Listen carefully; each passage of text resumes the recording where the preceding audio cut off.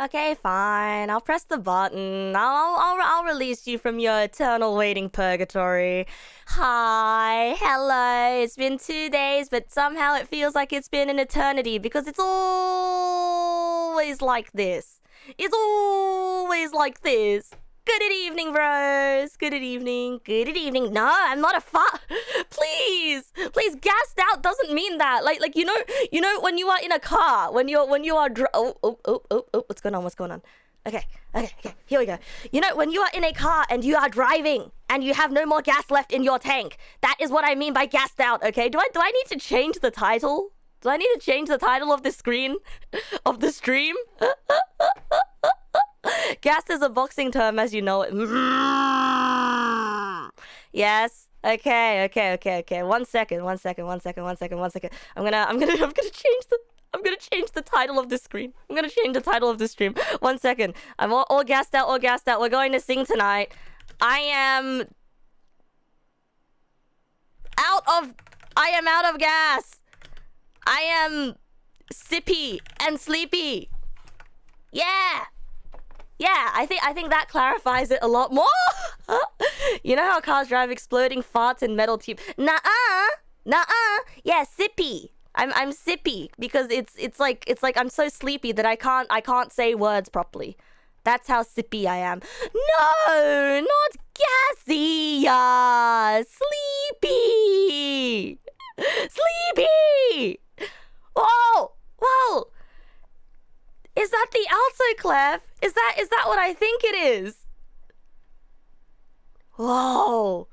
Wait. Where was this? Where was this when we needed it? That could be our Oshi mark. What is this? Wait. You sent it to me on Discord. Oh, here's the problem. Here's problem number 1. I see things and then I hallucinate and then I blank out and I don't see them again. Whoa! You've been saying we should change our Oshi mark. True. Should we? I think we should. I think we should. Oh, but the eggplant wolf is classic though. Hey! Yeah, okay. It's invisible to Mad Pew. So I guess it's we were talking about the wonders of Unicode the whole week. I guess if like some phones or like some devices can't see it, then I think that's a bust for now. Yeah, Eggplant Wolf is good for now, at least. 1 second. Hop.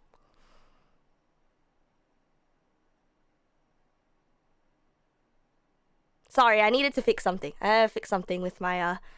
I needed to fix something about my face. Hi, Henpai. Welcome. Good evening. No more dick jokes from people. The jokes are coming from inside the house. No. But the main thing is like when people see the eggplant, the first thing they think is I'm a what? Why did they put a dick next to me in the welcome message? Why they put a dick next to me when they thanked me for the follow? I think that's the main thing. That's the main thing that people are seeing. Yeah, I had to fix my face. You know how it goes. And to say a very good evening to everybody. Good evening, Argo. Good evening, Mad Pew. Good evening, Little Toothbrush. Good evening, Triceratops. Good evening, Riot Moss. Good evening, Argo. Good evening, Mossy. Good evening, Happy Jalapeno. Good evening, Zippy. Good evening, Alzora. Good evening, Last Triceratops. Good evening, Tactical Butter Knife. Good evening, Azu. Good evening, Wizard-chan. Good evening, Little Toothbrush. Good evening, Lion. Suffix. Good evening, Wafer. Good evening, Heart Frame. Heat Frame. Sorry, Heat Frame, not Heart Flame. Heat Frame. Good evening, Woofa. Good evening. Good evening, Zippy. Good evening, Billy Man. Hi. Hello. Hi. Good evening, Northville. Good evening, Scotty. Good evening, Archimedes. Good evening, everybody else. Good evening, Night Shadow. I'm sorry if I skipped your name. It's because I didn't read. I don't know how to read. If I skipped your name, it's because I don't know how to read, and I forgot things that I already read or didn't read. It's a sad day. You hope the singing can uplift your spirits. You don't want a trauma dump, but you say you're fine. I You know, I hope everything's okay, Henpai, and I hope, you know, I hope everything's, I hope that you'll be able to feel better. Sometimes life throws us the worst curveballs, and you just don't know what to do about it, except for, you know, hope that you can feel better. German Tree, you are never following? I guess thank you for the follow. Yeah, you gifted subs last stream, and I was like, huh? That one button is worth more. No, it's okay. Look. Sometimes you forget to press the button. I will be the first one to admit. Okay, Okay, I guess I'm the second one to admit.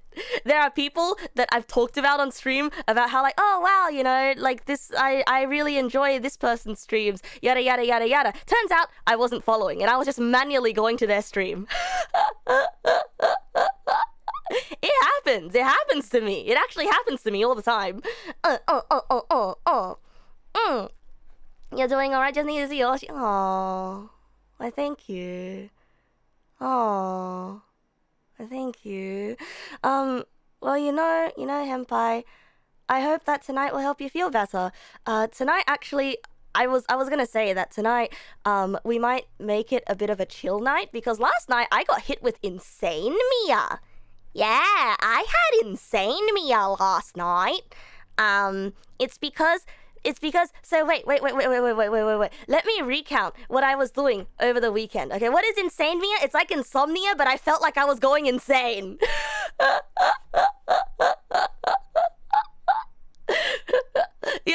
Yeah, there are people I've collabed with that I wasn't following. Yeah. And it's not me being like, it's not me being, as what my friend calls, a quote unquote green tea bitch. But it's just me being forgetful. Granted, collabs don't necessarily mean you're a part of each other's communities. Okay, going insane implies I wasn't before. You see, here's the thing. Here's the thing about being insane, okay? Here's the thing about being insane. Especially when it comes to Neg Nasu. When I am insane, it's a sliding scale, okay? I wake up in the morning, I am not insane. I progress throughout my day, maybe my insane levels may rise a little bit, and it might hit a peak now and then, you know? Some things may trigger my insanity. My mic sounds a bit quiet today and there's no BGM. There you go. My mic is now loud. And no BGM, boom, fixed it. Oh god, I can hear myself through my microphone again. Thoughts on cold tea, not the sweet iced tea, but the tea, you know, that is hot, but now it's cold. I vibe with it, actually. I enjoy hot. It's a very, very, very different feeling. When tea was cold. Wait, is Insanity just ADHD wearing a fake mustache? No! I feel like it's a Venn diagram, right? I think some kinds of ADHD equals some kind of insanity, but not all kinds of ADHD is insanity. You know, I feel like sometimes my ADHD drives me into the level of insanity. Okay, think about it this way, right? Think about it this way. Let's say every morning I wake up with a random amount of insanity, like let's say between 1 or 2 points of insanity. And every event that happens throughout the day has a chance to gain me 1 insanity point or lose me insanity points. And it just so happens that with ADHD, I roll with disadvantage. So rolling with disadvantage means you roll twice and you take the lower one. And so you know, I tend to rack up insanity points pretty high. And so by the end of the day, I am certifiably insane. This is the Neg Nasu's special insanity mechanic. Yeah, special insanity mechanic. And so yeah, last night I had a bit of insane Mia. Couldn't sleep because my leggies were tired. Yeah, thresholds. And then once I have like maybe like 5 points of insanity, I am now insane. You with me, bros? You with me? Like we all have a certain number of insanity, right? And sometimes you never cross the 5 insanity threshold. Sometimes like maybe you have 1 insanity, 2 insanity, maybe you even have 4 insanity. But if you're 5 insanity and above, then you are insane. Amnesia in real life. No, actually, I'm stealing. I'm stealing it from KDM. KDM's insanity. You're not sure what you mean by insane here? Oh, by insane, I just mean. What do I mean by insane? What do I mean by insane?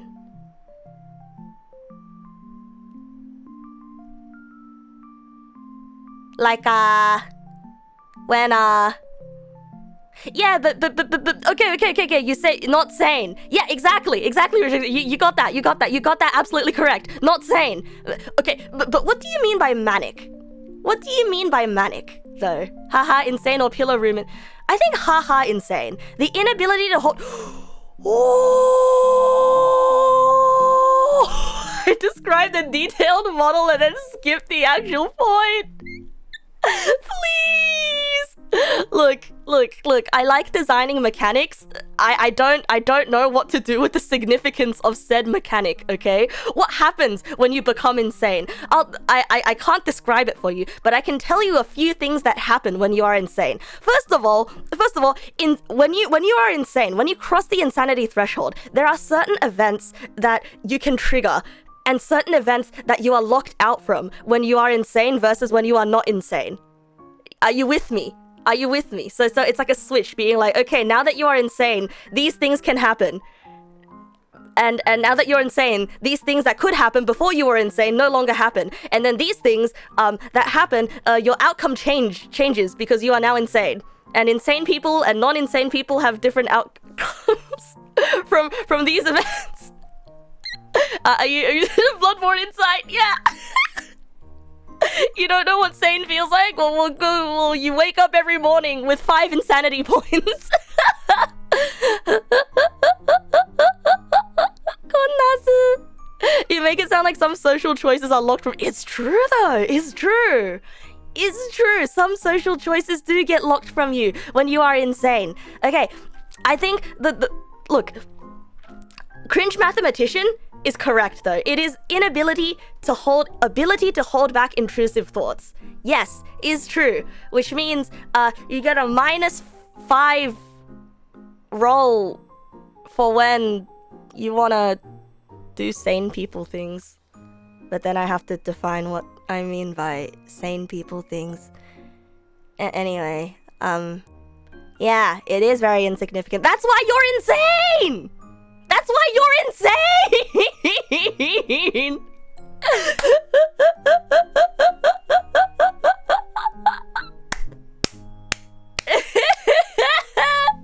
I'm sorry. I feel like we went on. I feel like we went down a tangent here that I don't know how to come back from.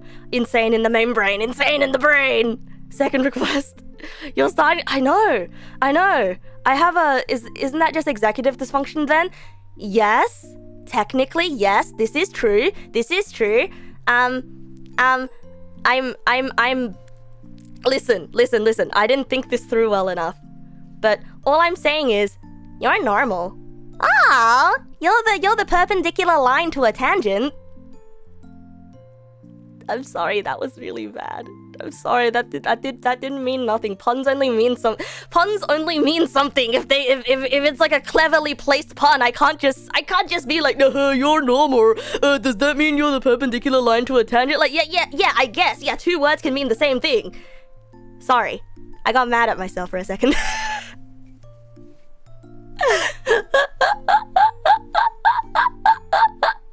Thank you. At least someone's at least between you and I, you're proud of me. At least you are. And you know what? I'll take it. These are the victories that we take. But yeah, did you know that the line perpendicular to a tangent is called the normal?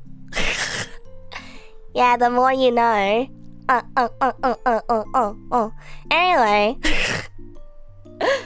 Anyway, what's the line parallel with a tangent called? I think that's just the tangent, isn't it? Is that not just the tangent itself? I mean, wait, no, it's just a line that's parallel to the... I don't... Does it have a name? Does it have a name? I don't think so. We can give him a name if you'd like. I mean, I don't mind. We can give it the name. We can call it the Neg Nasu. It's the tangent. Bob. Gunther. Specifically with the accent on the U. It's just names for lines. Who cares? Yeah. Whose line is it anyway? I'm sorry, I'm starting the stream off very strong today with all these bad jokes. Not only was Neg Nasu late, but Neg Nasu is coming in with jokes that don't make sense, and I'm very disappointed in myself. Steve! Okay. So. First of all, first things first. You know how you said that my volume was too low and it's lower than usual, and now my volume's too high because I can hear myself and I'm self-conscious. So I'm just gonna do one of these. Yoink. There we go. Now I can hear myself a little less. But it comes at the cost of you hearing me a little less. Is that okay? Yeah. Compromise.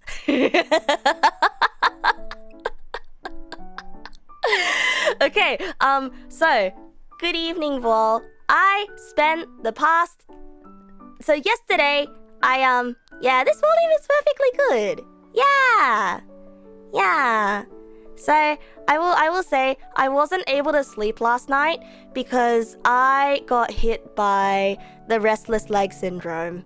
And you know what the restless leg syndrome is? It's when you're lying down in bed and for some god-awful reason, your calves or your legs are like... I don't like how I feel. And then you're like, no, I want to sleep. But then your legs are like, no, I'm uncomfortable. I think I want to move.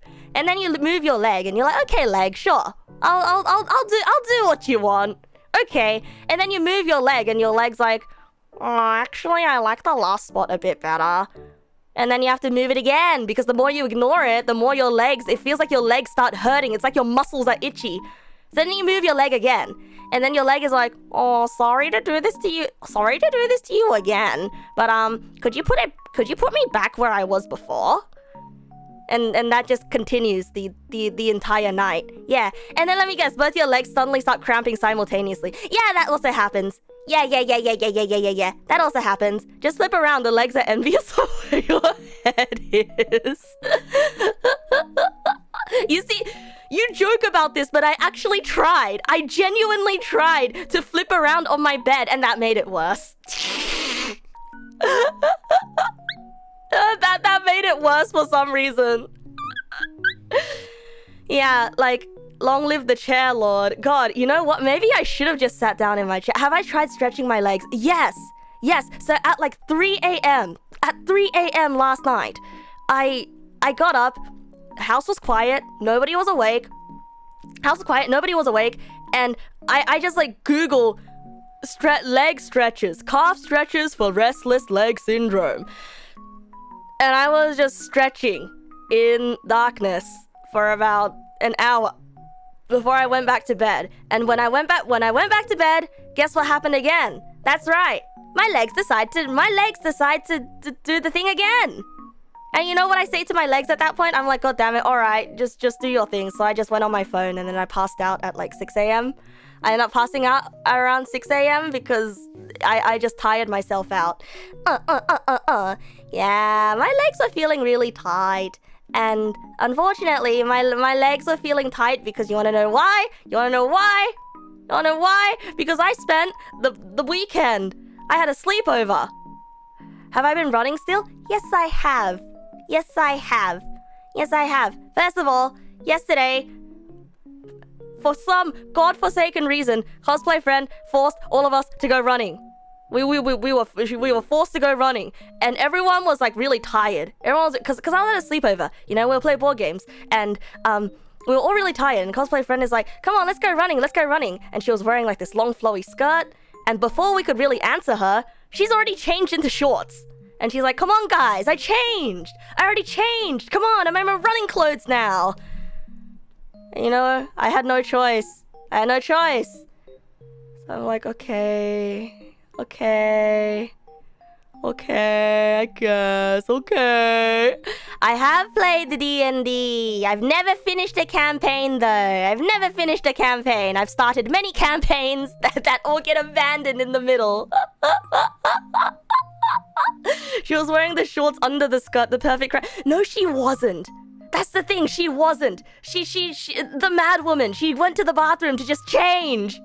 What kind of crazy healthy sleepover is this? I'm telling you, when you get to our age, right? When you hit your wait, Lion, I just need to make sure you're not older than me, right? Because you're not older than me, right? Just because I know that the demographic for Neg Nasu viewers, it's like 50% people who are older and 50% people who are younger, which actually, yeah, you know what, that makes sense. That just sounds like a regular spread of ages. It just sounds like a regular spread of ages. How old am I again? 30? No, I'm in my mid-20s. 24, right? Yeah, around there. Yeah, about 24. Anyway, when you're like, look, we've hit the age where when you are in a group of girls who start to when you have a group of girls who, when you look at old pictures of us together and you're like, man, my skin was so clear back then, and also now we're all in like working adult age, even though I'm not working yet. People start getting health conscious, and I think I think this running thing is a phase. Cause everybody starts running. Everybody has started running, and I have no choice but to go with them. I mean, I like running, but it's your mid-20s crisis. Well, it's less like a crisis. It's less of a crisis, and it's more like how do I put it? Less of a crisis, and it's more like it's part of growing up. You know, it's the growing up DLC of, oh, I can't just rely on my regenerative properties of being a young whippersnapper to heal my wounds and digest all the terrible food I'm eating. Oh, it's at some point you realize, ah, shit, I actually have to take care of myself. Ah, shit, wait, the things I do with this meat sack of mine actually matter in the long term? Ah, shit, yeah, becoming aware of your mortality and responsibility. Exactly. As once upon a time we would have been like, woo, I am the king of the highway. Now we will be we are mindful. Yeah, the doctor's right. You better start eating that apple every day if you want to scare him away. You've been in your quarter-life crisis for several years now. Help, please. Noswell, you're too young to have your quarter-life crisis. You're too young. You gotta hit your mid-20s first. Cause you plan on living to 100, right? Right? Right? So it's only your 1/5 life crisis, right?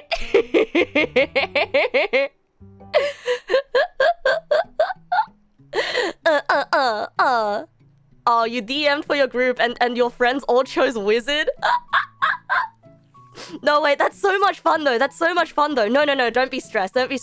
You simply just have to design the campaign around something that is terrible and awful for them.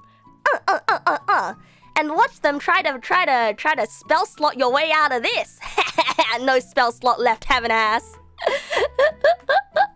You know, when your grandparents died, your range is 85.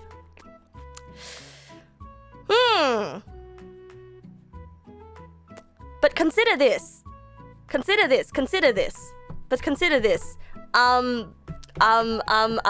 Science. The evolution of science and technology means that we will all be living for longer. You don't know that. You know, you're not in your quarter life yet. Yeah, pharmacogenetics.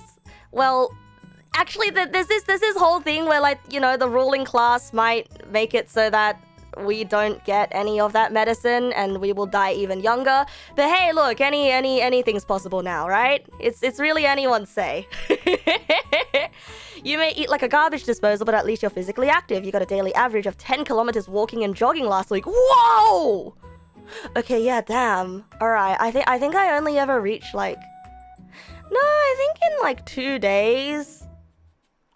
For running and walking... For running, I think I usually do about 1 kilometer. So every week... I don't run every day. I run like... I don't run every day. I do 1 kilometer every day. I don't know, every 2 days maybe. Once every 3 days maybe. When I go for a walk, I usually do 1 kilometer, so... Yeah, you guys are stronger than me. You guys are stronger than me. Doesn't matter, your crisis will probably stretch to quarter life. Alright, no worries. No worries. Anyway, so yeah, my friends, we're all aware of our mortality. You're in your 30s, you rarely exercise frequently or recently. I will say it's never too late to start, you know?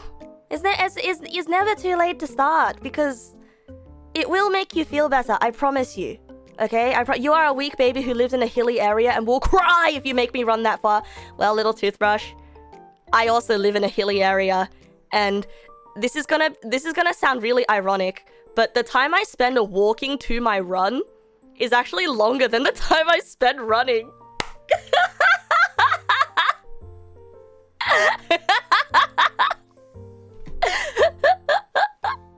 Like maybe I will run for 15 minutes total, right?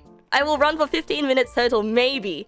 But I have to walk for like 20 minutes to the nearest like flat ground oval.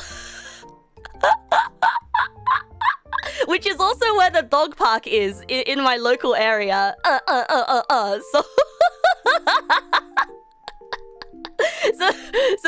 So you know what? You know what? If I'm willing to walk 20 minutes to a dog park so I can run for 15 minutes, I think you can afford to walk somewhere. Walking down a hill too fast is also a nightmare. Oh yeah, absolutely. It'll hurt your knees.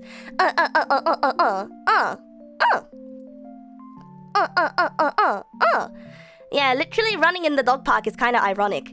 Yeah, but like, I like running in the dog park because it makes running worth it. You know, you get rewarded by other dogs running next to you, and also sometimes I get stopped mid-run by a dog that brings a ball to me, and he's looking at me expectantly, and then I'll look over at his owner, and his owner will give me a smile, and then I'll be like, okay, and then I play catch with the dog for a bit, and then I go back to running. It's great. It's great. It's great. It's great. It's great. It's great. It's great.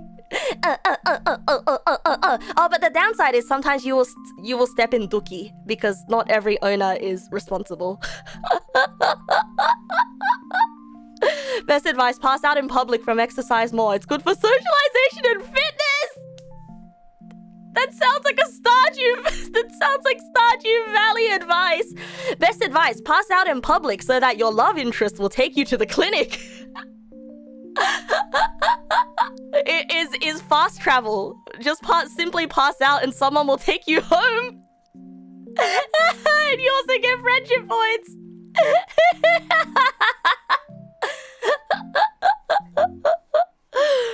Oh man. But yeah, my leggies were really sore from running. Because I ended up running a lot harder when I was with my friends than when I run normally. Because I guess I was feeling competitive. But it doesn't help that my legs are little and short and stubby, and everybody else is built like a spider with big long legs. If I saw them from far away, I might mistake them for my daddy long legs. Is what I said to them. And they were like, wow, Neg, you're so mean. I'm just short. I'm just short. Yeah, it's rough. They have 8 limbs. No, they're very long. They're all taller than me. I don't get it. Right? I don't get it. Like, cosplay girl, she's legitimately tall and slender enough to be a model, and I've told her this. I mean, she doesn't believe me, but I've told her this. And mom friend, well, she's also tall and skinny. An injury friend, well, she's no longer injury friend. She's been running, and she's also tall and skinny. Wait, hold on a second. Why are all my friends tall and skinny? Wait, why are all my friends tall and skinny? Hey, maybe that's why I feel bad about my...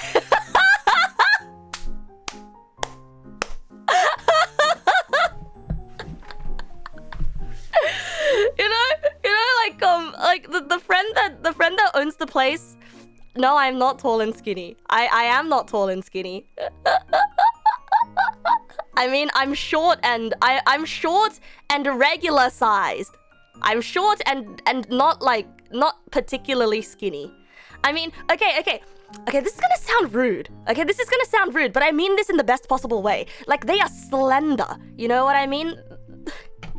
They are slender. Like, their limbs and their legs are all like very, very straight, very slender. They're very slim, but and it's just the way that they're built, right? It's just the way that they're built. It doesn't sound rude, right? But the word I was gonna use is lanky. I knew someone was gonna say that. How did I know that someone was gonna say that? The word I was gonna use is lanky, but then lanky sounds a bit rude. When I'm around my friends, so I have to collect several. Yeah, and my phone just stops working, and sometimes their faces disappear and they jump scare me.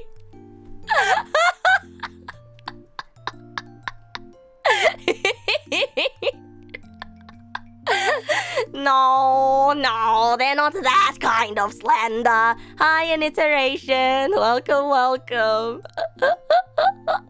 But yes. What was I saying?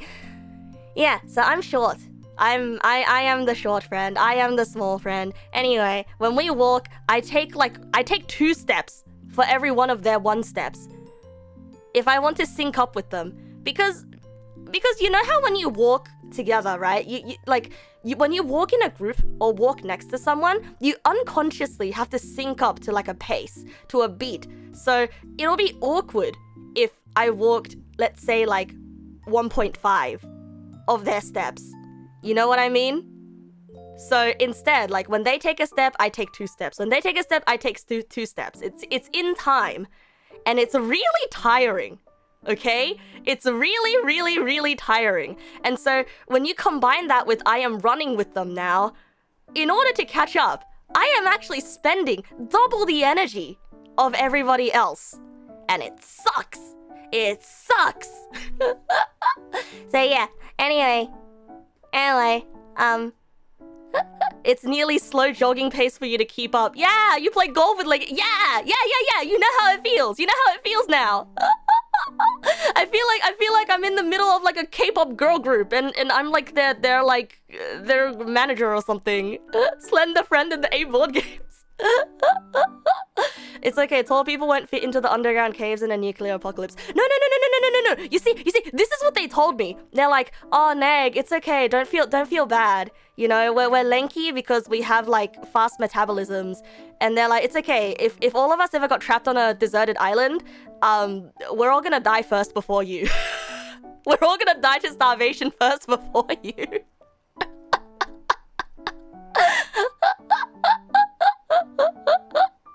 Cause like I have expressed that I'm like, damn you, for me to lose weight, I actually have to try. You guys just stay skinny naturally.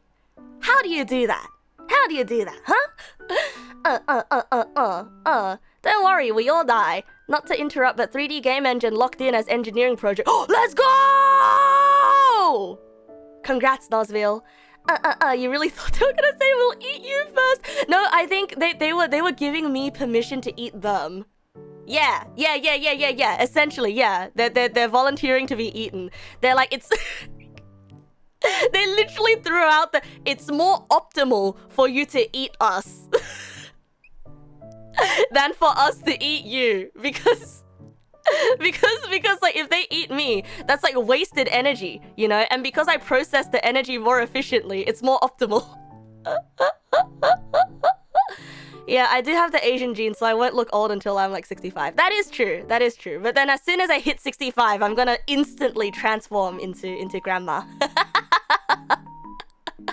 Anyway, what was I saying? Oh yeah. So we played a bunch. We actually didn't play that many games. So you know how I have one friend in the group who's developing their own board game, right? Who's developing their own card game? Yeah, well, we just played that game 500 million times. And each game took like 2 hours. Because we were testing out a 2v2 variant of the game. And it was so much, bro. It was so much. Like going through... Let me put it this way. Having 5 people all yelling at each other... 5 people all yelling at each other with music playing in the background that has lyrics, you're gonna start to dissociate at some point. Like it's gonna drive you insane some point. And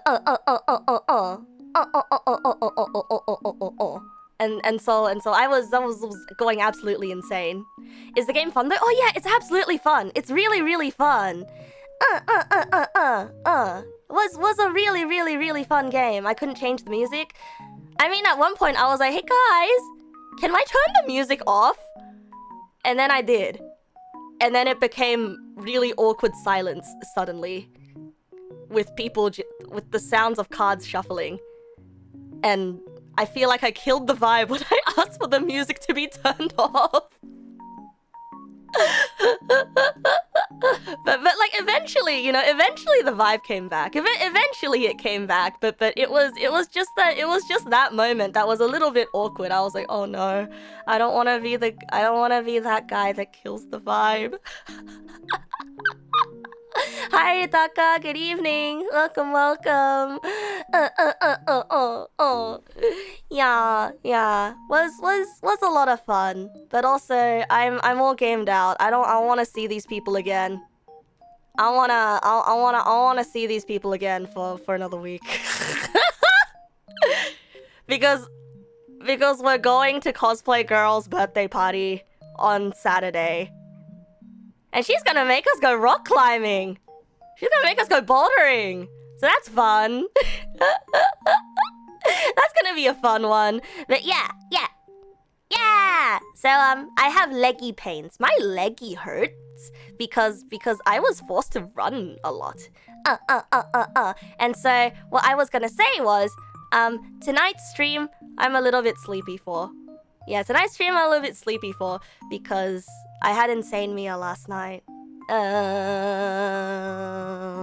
couldn't sleep. That'll help me fit in when I'm looking for work. Should I just put on my CV loves bouldering? Insane Mia, yeah, like insomnia, but you're insane. I'm here again. I'm here again explaining Insane Mia. Okay. Now let's roll it back. Let's roll it back to so Cosplay Girl mentioned this term. I learned a new word from her. She's the honorary Zoomer of the group. Even though we're all Zoomers, she's like especially Zoomy. So she told me about this word. It's called a green tea bitch. Has anybody ever heard of the term green tea bitch before? A green tea bitch. The Charlie Croker, welcome. Thank you for the follow. No, yeah. You kind of get the content. What? Okay. So really? Wait, really? Huh? Okay. I'm so surprised that like about, let's say 15%. Your rough estimate. 15% of you guys said yes. So yeah, you've read enough novels to know. So apparently, right? No. This is the first time. I've heard of the term green tea bitch, Maybe it's like a quinoa seed eater or a goat wool sock. Okay. So for those of you who don't know what a green tea bitch is, I want you to give me your best guess for what you think a green tea bitch could possibly be. And while you do that, I'm gonna take a sip of water.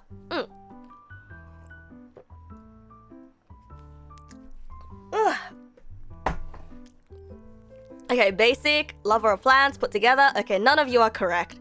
Someone that's jealous and gossiping? Not quite. Not quite. An Asian woman? No. Whoa, buddy!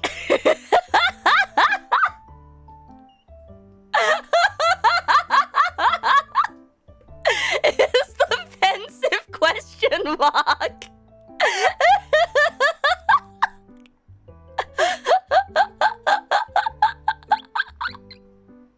No, okay. I'm sorry. I'm sorry. No, it is not. It is not in fact an old Asian grandma that you dislike. But you know what? I will say that is the perfect term for that one Asian granny that you dislike. Granny's a green tea bitch. Health oriented? No, not health oriented. Okay. You would say someone who drops little tidbits of catty gossip, then goes back to sipping, saying nothing. Ooh, actually, Big Iron, you are the closest. You are the closest to what it actually means. So apparently, according to Cosplay Girl, a green tea bitch, from what she's heard, is a girl who pretends to be very innocent on the outside and makes appeals to authority a lot. Like, oh no, and plays and she plays victim a lot, you know, a girl who plays victim and acts very innocent on the outside, but is actually very conniving and scheming. And apparently that is apparently what they call a green tea bitch. And I'm like, oh, okay, but why green tea? Why green tea? I don't know what that has to do with green tea. I don't know. I genuinely don't know. Yeah, it's a Chinese thing, IDK. I don't know. She reads. Okay, look, she reads a lot of Chinese yuri manga, so is probably from that, right? Isn't that an average teen? I would say no, not really. No. You've seen a lot of those on Twitter. Oh man, I mean, you see a lot of those everywhere in the world, right? You see a lot of those everywhere in the world. They are the people that I'm the worst at dealing with, by the way, because I'm so easily gaslit. But yeah, so I learned a new word, green tea bitch. I do not think I will be using this word a lot, but it's a funny sounding word, so it's now downloaded into my brain. Maybe because green tea seems innocent until the wrong person. I don't know what that means. Well, what do you mean by the wrong person? Wait, you need to elaborate on that one. I need to hear more. I must hear more. The Chinese yuri manga line was not expected. Okay. She doesn't just read Chinese yuri manga. She reads Korean yuri manga as well. She reads any toxic yuri manga she can get her hands on. And she is okay. I feel like she would be, you know, I'm saying this wholeheartedly, okay? I'm saying this wholeheartedly, knowing that she would endorse me saying it. She is the pathetic girl crazy lesbian.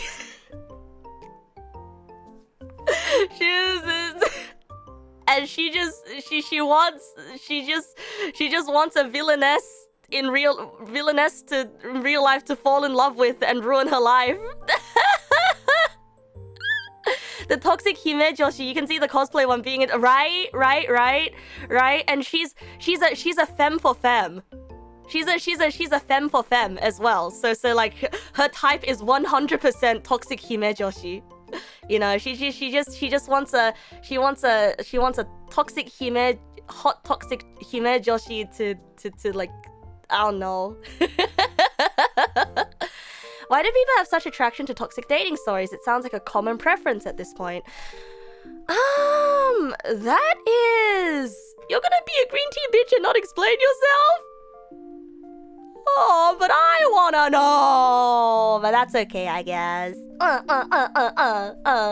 Hi, Taeyu. Welcome, welcome. A toxic attraction to toxic dating stories. I have a few explanations.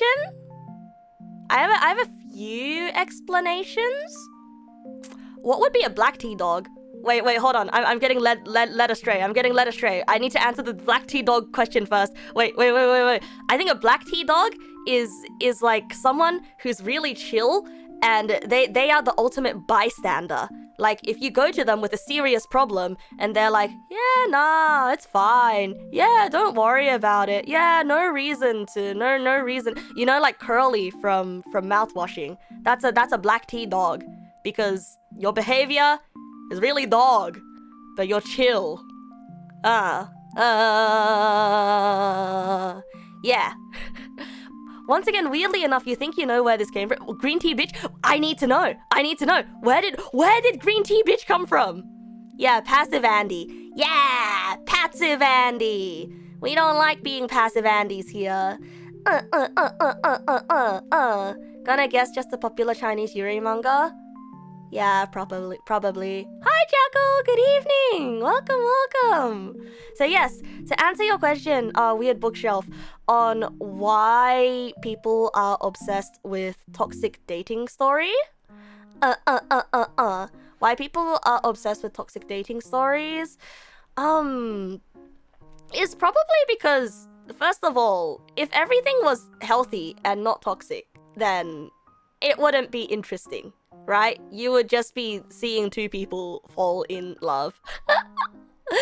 and I guess that's one, because it adds a layer of abnormality to it.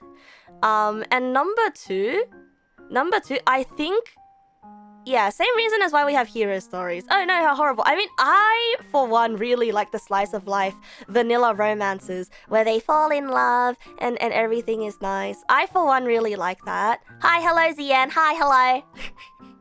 Yeah, but another side of it might also be people like the idea of I can fix him or I can fix her, and people like the idea of I am his or her exception.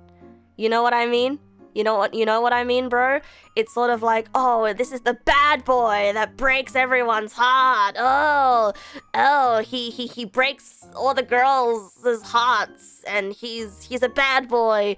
But he but for like one girl, he's still a bad boy, and he's still bad, but he loves her enough. The power of love is strong enough that he can change and be different. You know, it's like that. It's really like that.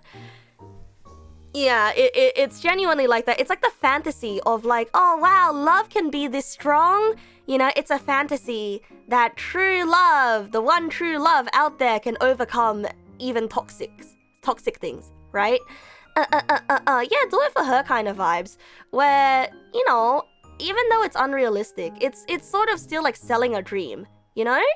Are you implying you can't fix it? You can't fix her, Rodrixum. You can't fix her. She can she can fix herself if she wants to. And you have to encourage her. But if she doesn't want to fix herself for herself, then you cannot fix her. Am I talking about the chatter hating their best friends? What? No, I'm not. Oh, no, I'm not. But that's, oh boy. I hope he gets the ending he deserves, bros. I hope he gets the ending he deserves.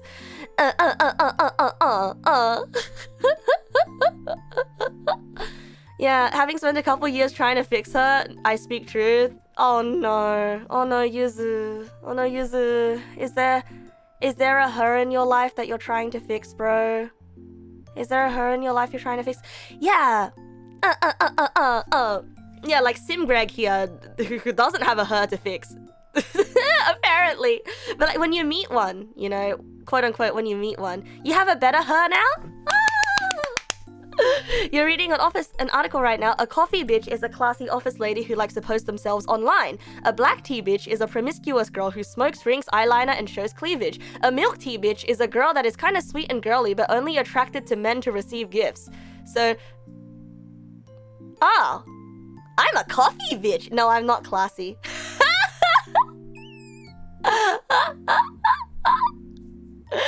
Wait, I like this. I like this. It sounds tongue-in-cheek and it sounds cute.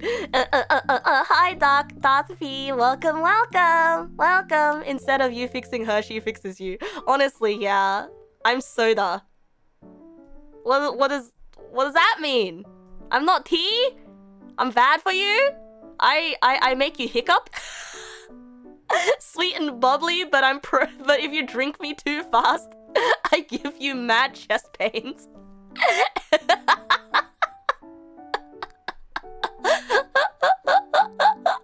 And if you shake me, I will die. If you shake me, I explode. Do not... You are the Neg Shaker.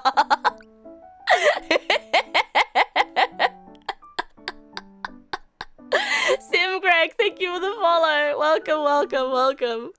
Someone thought really hard about these, and if you're not sure, it really helped them. I mean, it's one of those like hashtag tag yourself things, right? Yeah, if you shake me, I will be all over the place. Yeah, I will throw up. I think for most people, if you shake them, they will also throw up all over the place. I do not think that is exclusive to me.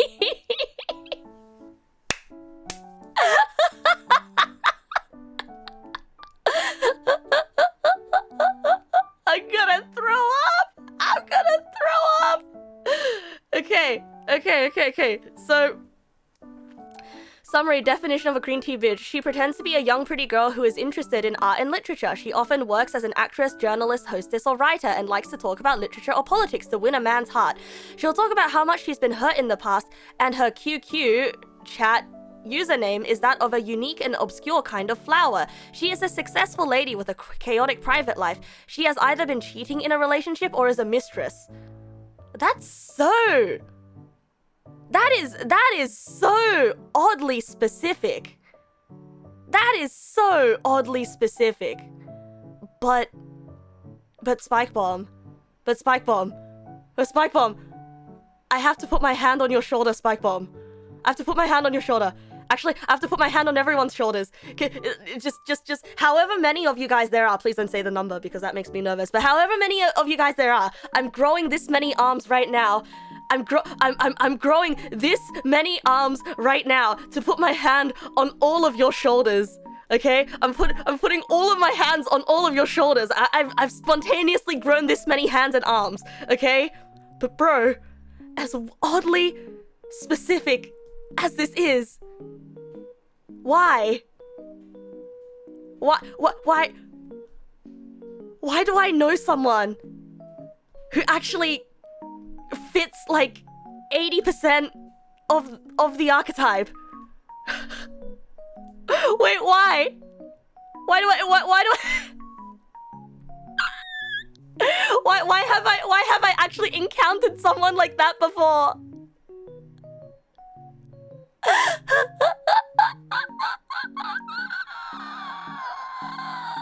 Like, I should stop growing arms, they're gonna hurt.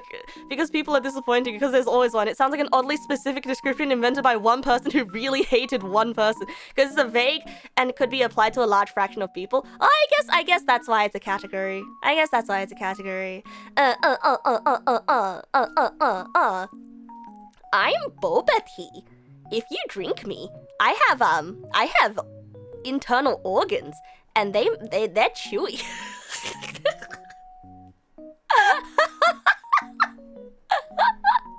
But yes, back to the why people like stories about toxic relationships. It honestly is because we model toxic behavior, and we hope that, like, you know, toxic people, it's like, you know, if a boy teases you, that means that means if a boy pulls your hair, that means he has all these emotions and he doesn't know how to express it, and he likes you. Sweet, but has chewy lumps and costs way too much. I mean, I don't particularly think I'm expensive.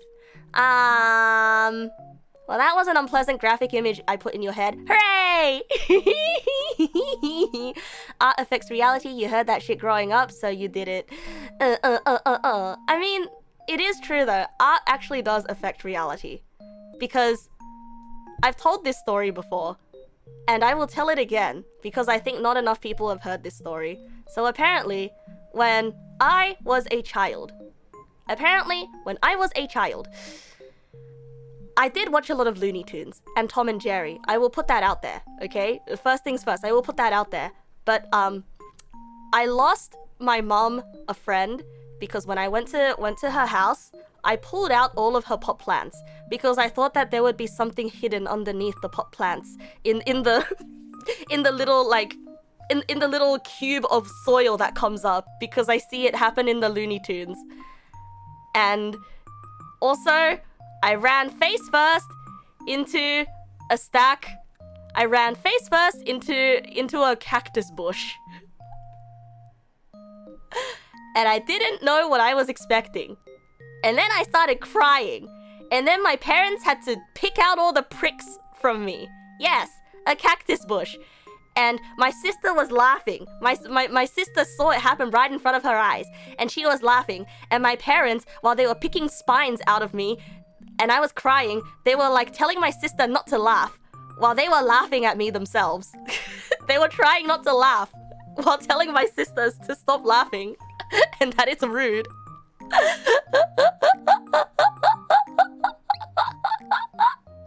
So you know what? Maybe sometimes cartoons are bad for kids. Because the cartoons sure weren't good for me. If that's what it resulted in. One time you rammed somebody full speed with a shopping cart because you thought it would fall apart like a Looney Tunes car crash.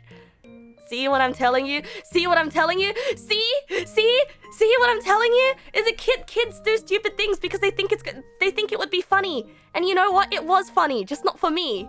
For the other person. Maybe I was just... Hey, look.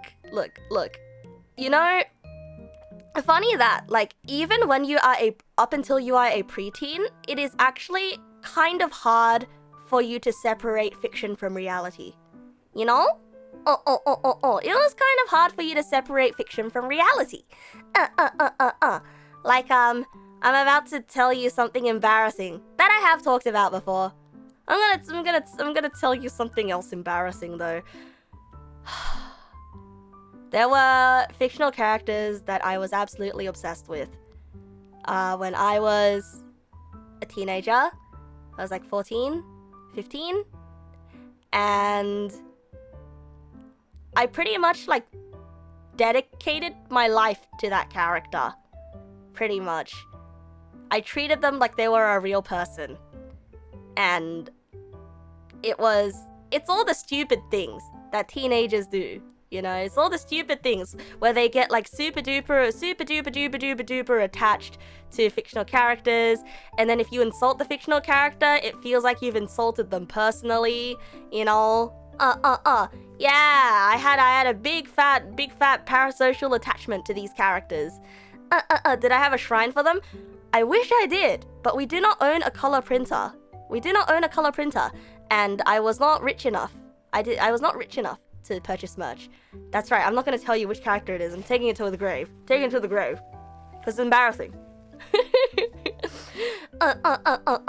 Your cousin used to kick trees because that's how you found money in Simpsons Hit and Run! God damn it! I will say though, here's another stupid thing I did.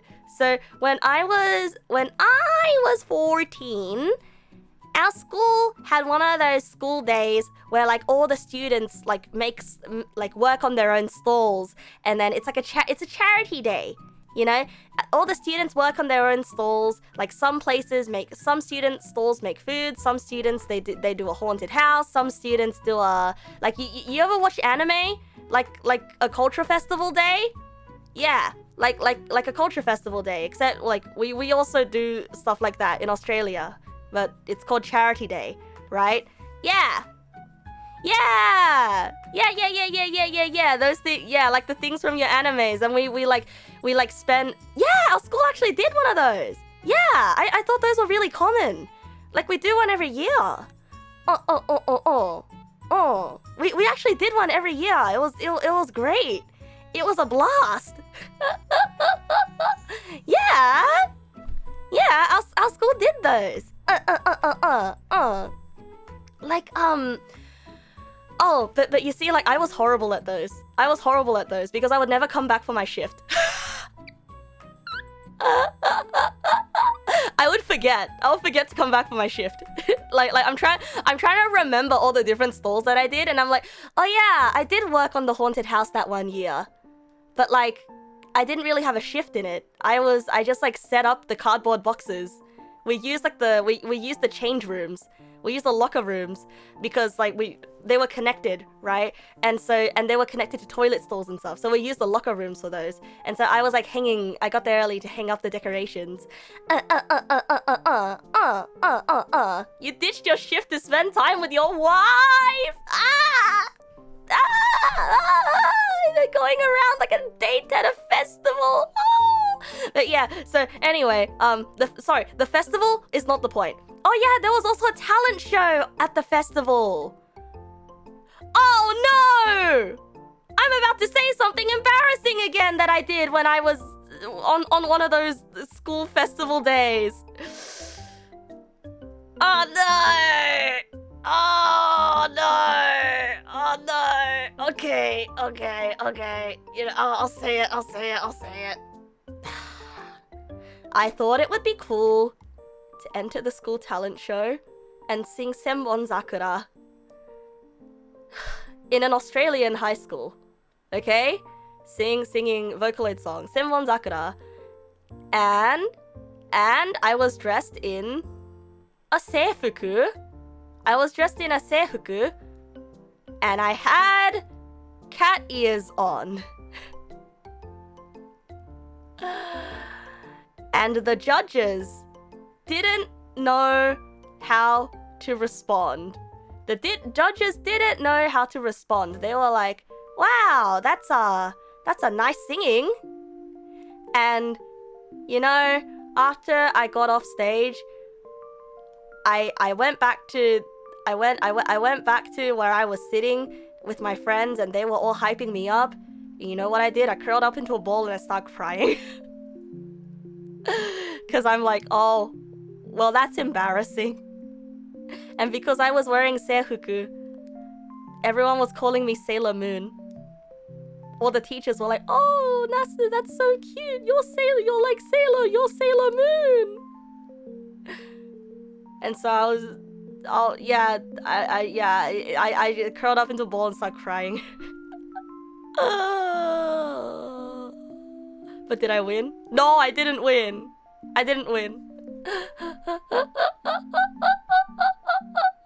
No, the school did teach Japanese. That's the thing. My classmates are all, like, the ones that liked me were all pretty proud of me. The ones that, like, already didn't like me were like, oh, there we go again. It's another instance of Neg Nasu cringe.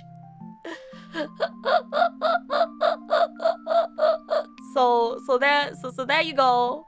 It's kind of cool though. It takes a lot to be myself that loud at that age.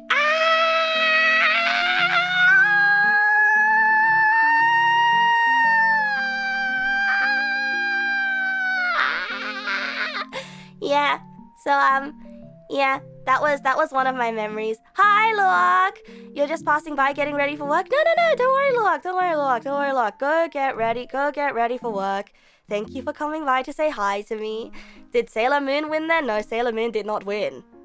There was no Sailor Moon. I was just wearing a seifuku.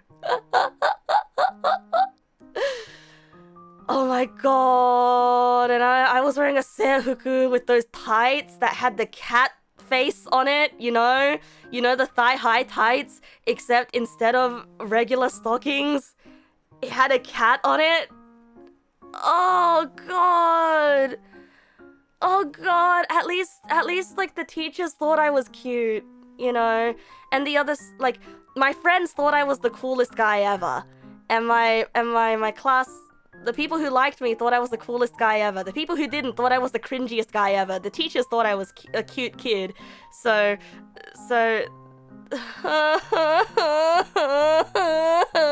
I mean, they don't have dog faces. They don't have dog faces on those stockings. They don't have dog faces on those stockings. They only sell the cat ones. Well, look, you know, it's events like those. It's experiences with potential public humiliation like those that makes me brave enough to start streaming. Am I right, bros? Am I right, bros? Am I talking about the stockings with the fake thigh highs with some skin color above the cat ears? Yes, that's the one. That's the one. That's the one. Yeah. You know, I feel like I still do the same thing. I feel like I still do the same thing. Like, you know, sometimes we have really fun streams, right? You know, sometimes we have really, really fun streams. And then, like, during the stream, I'm like, hee hee hoo hoo, ha ha ha, hee hee hee hee hee hee. And then after I turn off the stream, I'll lie in bed and I'll feel socially anxious. Because, wow, I was really embarrassing in public. Wow. I was really funny. But I was really embarrassing. And now I'm anxious.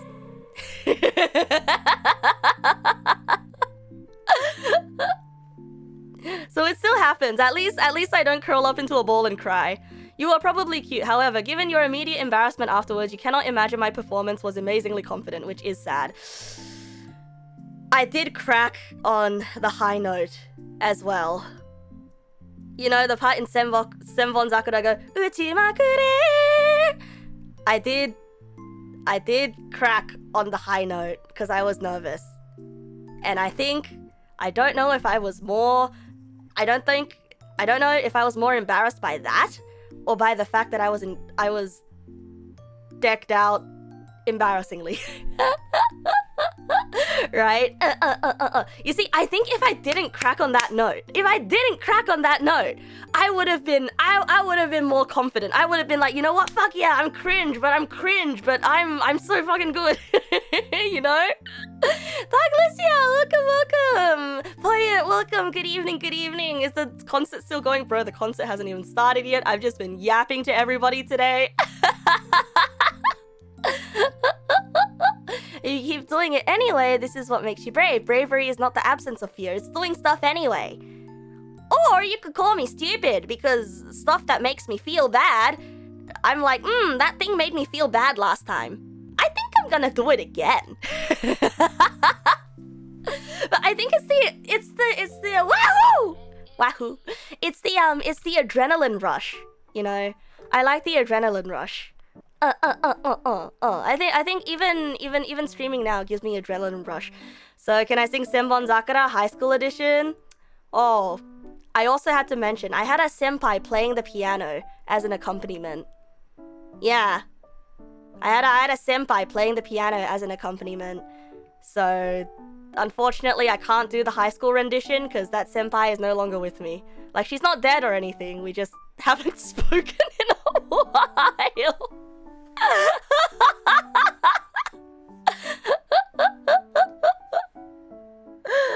I mean, all senpais are considered dead as soon as they graduate, right? At 16, at the high school talent show, the quote-unquote weird guy did a comedy bit with balloon tits, and everyone thought it was the funniest shit. Damn, I should have done a bit with balloon tits!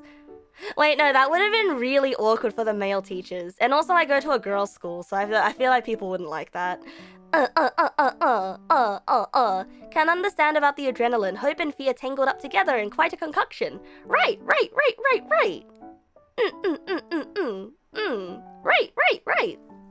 We had a guy in primary school who would not stop playing FNAF music on the piano. You know, if I knew how to play the piano, I wouldn't stop to. I wouldn't stop to.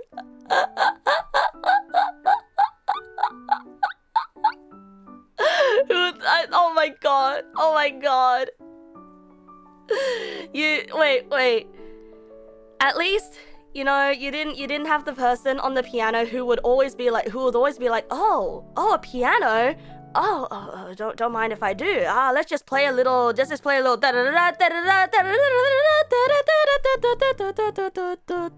And also hit him with a bit of the do do do do do do do do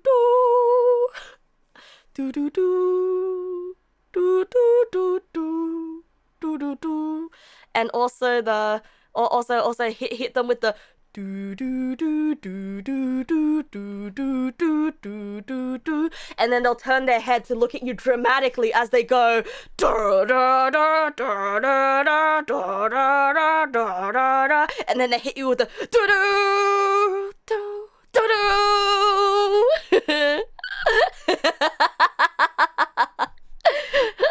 It's the dramatic head turns that get you. Hi, Vegeta Yosha. Welcome. Good evening.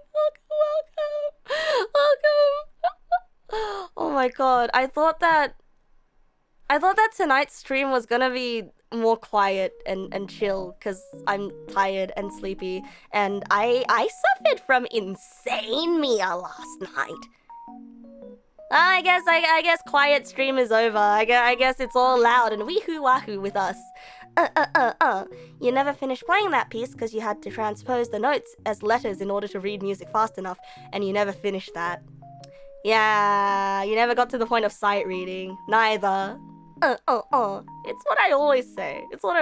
Like, I start off stream being like, hey guys, I'm kind of tired today, and so I'm kind of tired today, and so maybe today's gonna be a quiet stream, and then nope. You know what this is? I'm scraping the creamy bottom of the barrel, the most fermented part of my energy reserves, to give you primo energy, and then after this I'm gonna pass the heck out. It's gonna be such a good sleep. Hooray! You can technically sight read, but slowly, like how most of your projects go. I mean, not necessarily a bad thing, right? Not necessarily a bad thing, because technically, if you just learn the song and memorize, you can still know how to read. I don't know why I paused during that. Sorry, it felt like I felt like I had I experienced a bit of lag. I have too many mods installed. But yes, anyway, I bring up the cultural festival. Not cultural festival, sorry. The thing that felt like a cultural festival. Let's just call it Festival Day. Charity Day. Yeah, that's what it's called. Yeah, so I bring up Charity Day because I was gonna tell you another stupid story from when I was a kid that I've already told before, but I'll tell it again. So I've never broken a bone. This is true, I've never broken a bone, but I have torn a ligament, which is close to breaking a bone, but not quite, you know? It's close to breaking a bone, but not quite. It wasn't really torn per se, but it wasn't doing good. It wasn't doing good. So, how it happened? How about other people's? I've never been in a fist fight in my life. I'm very peaceful. But yeah, I have torn a ligament before, and it was on. Yeah, it's like a broken bone, except for the part where none of your bones break. Yeah, that's exactly how it is, Mossy. That's exactly how it is, tearing a ligament. I didn't break a bone, but damaged basically every type of soft tissue. And how I did it was really stupid. And to this day, my parents don't know the truth.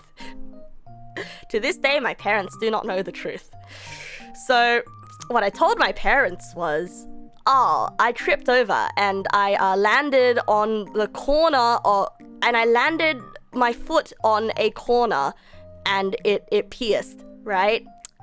But how it really happened was, so you know how on those charity days you got a bunch of students running stalls, right? And so like it's like a year highlight thing. It's a highlight of the year kind of day, right? And so in order to enjoy that day properly, you're gonna need a bit of money, right? And so that day, my parents were like, okay, we're gonna give you $50. You can spend this at charity day. But this has to last you the rest of the week as well for your lunch money, and like if you lose your bus pass, your bus fare, and if you get hungry after school on the way home, yada yada, $50 entire week. Charity day was Monday, okay? Picture this. Picture this. Neg Nasu has her $50 and she's like, yippee, $50 note, I get to do so much, hooray! And then, guess what happened next? You'll never guess what happened next. Actually, you probably will guess what happened next. No, I didn't spend it. I lost it. I lost it. 1 second, it was in my pocket. The next second, he's no longer in my pocket. And I start crying. I start heaving. I start throwing a tantrum, essentially. I was so mad. I start looking everywhere for it. I start looking everywhere for it because I'm like, no, my mom gave that to me. No, I have no money. My mom gave that to me. Wah! Right? So I look everywhere for it. It's money on a day where there's a lot of money circulating around. Of course I'm not gonna find it. Someone probably pocketed it, or it probably went somewhere and I'm never gonna find it ever again. So in my anger and in my temper tantrum, this was before I was medicated for absolutely anything, and this was back when I was still an angry child who had terrible impulse control problems. I start kicking the basketball pole. I start kicking it because I'm angry. And I'm like, stupid. And like, you know, when you have no impulse control and you are a temperamental teenager throwing a tantrum, you don't use the best kicking techniques. I just keep kicking, and I keep kicking, and keep kicking. And I just don't stop. The adrenaline is like rushing through me. It's like I wanted to kill this pole. I didn't knock the pole down. I did not. Because it was very thick, and it was affixed to the floor, and it's very stable. And well, you see, I must have spent like a solid 10 minutes just like wailing on that thing with my foot, my right foot. And it wasn't until I stopped kicking it and I calmed down and I sat down, I cried on the floor for a bit, and when I tried to stand up, yikes. What's wrong with my foot? What's wrong with my foot? Ah! Did I break my foot? Ah! Did I break my foot? And so, well, had to call my parents to pick me up. I had to call my parents to pick me up. And then I had to tell them not only that my foot was messed up, but I lost the $50. But you know what the bright side is? I didn't need that $50 for lunch money anymore, because hey, I got the next 2 weeks of school because my foot's messed up. And it hurt. But they couldn't give me a cast because it wasn't broken. They just told me to not use it. And my parents still think that I tripped over, and to this day they still think I tripped over. And that is the story, the closest broken bone story I could get to. And why did I mention that? Oh yeah, stupid things you do when you're a kid. Yeah, and so what does this have to do with fiction influencing reality? Well, all the tough guys in fiction, they kick and punch things when they're mad, right? So I wanted to be a tough guy. I was like, yeah, what if I like killed this basketball pole to show everybody just how angry I am, you know? Don't mess with me. Do not mess with me. I am the alpha. Rawr! Hear me in my rage of anger. My flurry of anger, or something like that. If it makes you feel any better, you have to talk to the principal twice for breaking school property. Oh, yikes. Oh, yikes. Well, you know what? You know what, with both events, they're both behind us. You're thinking that if I used the right kicking technique, I would have definitely broken a bone. You know what? Actually, yeah, true. That is the bright side. The fact that I didn't use proper technique means that I hurt myself less than I potentially could have. Yeah. You guys want to know something else really stupid and a little bit scary that I did when I was in high school? As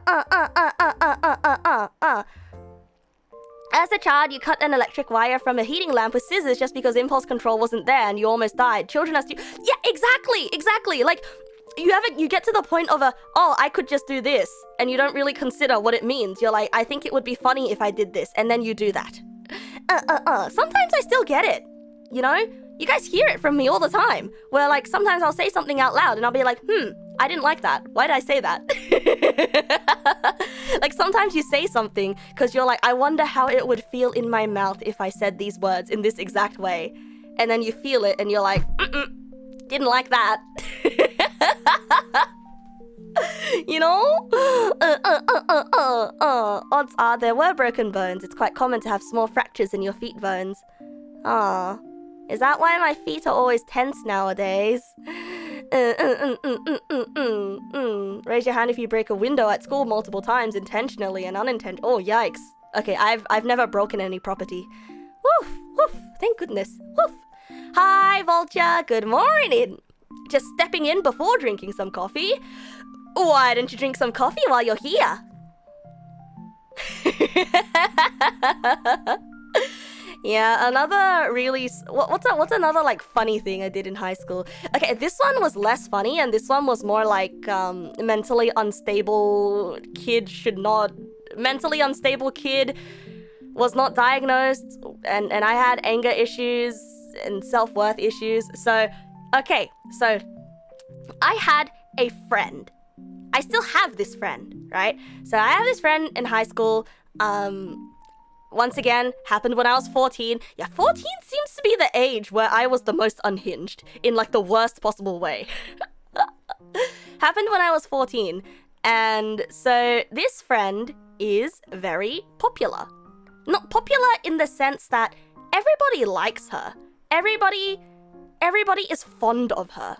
You know, not popular as in, oh my god, you know, oh, popular mean girl from TV. No. Popular as in everybody has nice things to say about her. Everybody likes her. Like, more often than not, like if you're, you know, passing in between the halls, like in between classes, people will stop her just to say hi to her, or to ruffle her hair, or to you know, yell something loudly at her. Because people just like her that much, because she has that many friends. You know, she has lots of friends. Yeah. She had so many friends, and I was one of them. Yeah. And yeah, she had so many friends, and I was one of them. And, you know, as a kid who didn't have that many friends, I was really jealous of her. Because she had lots of friends, and she was a nice person.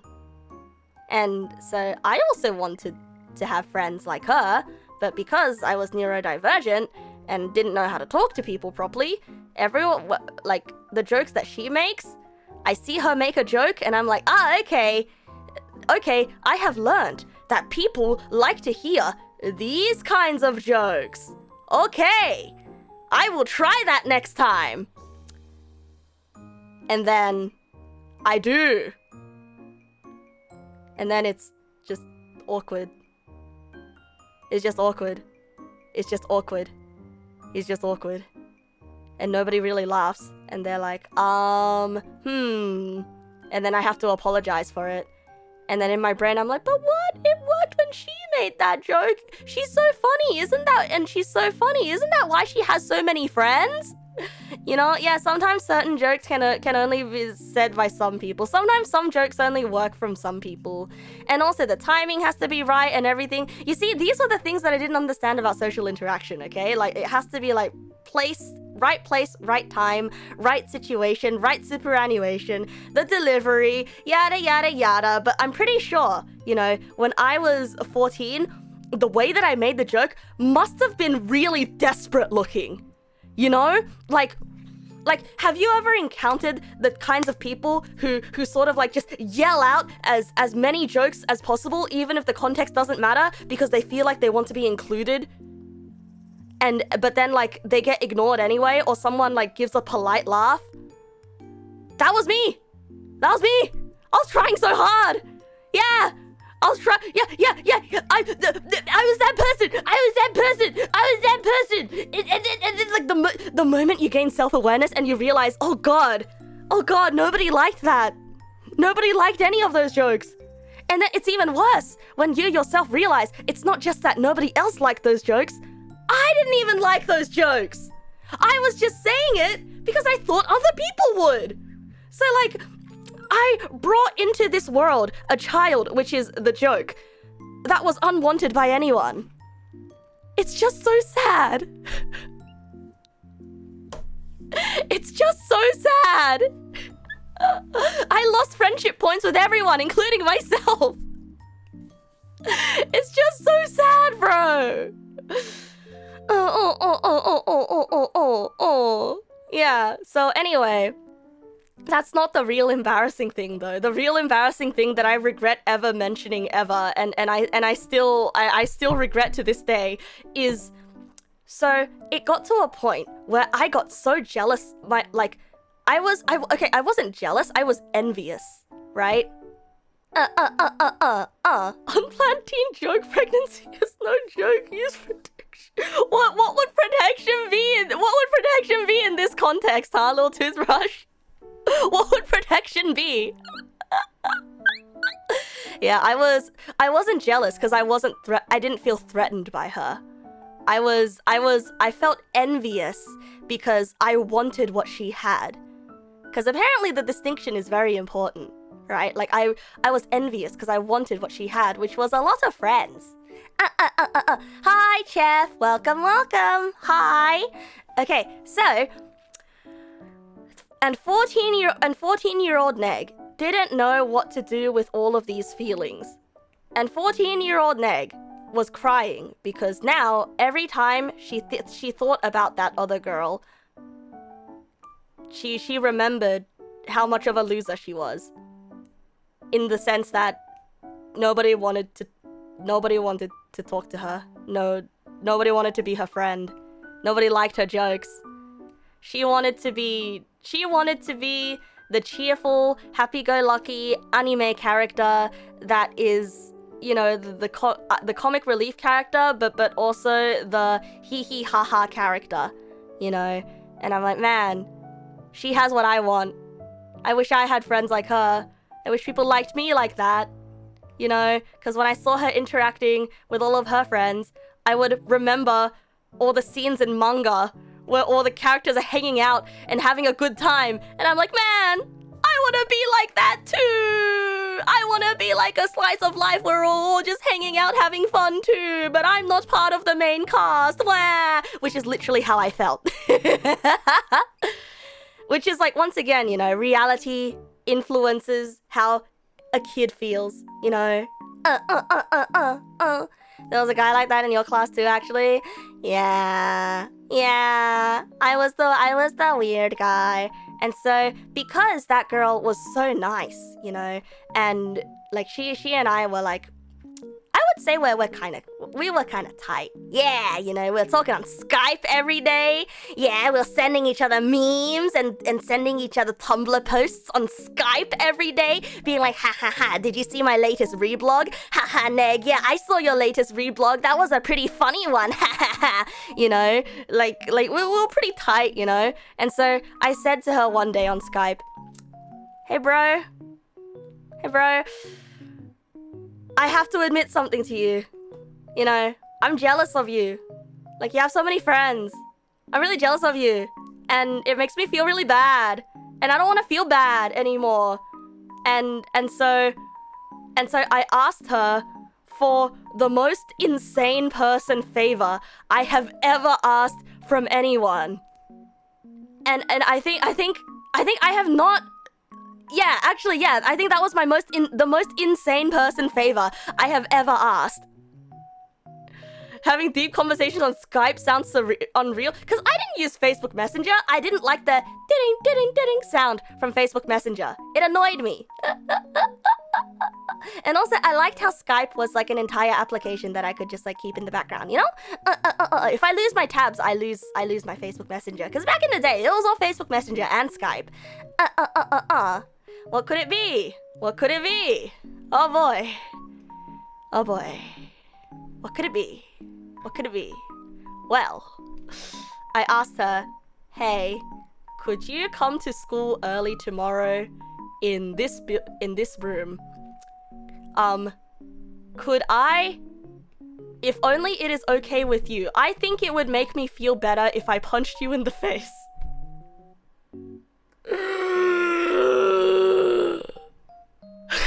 I'm really sorry.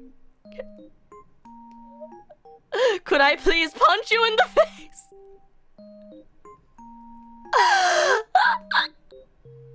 I think I would feel better if I did that.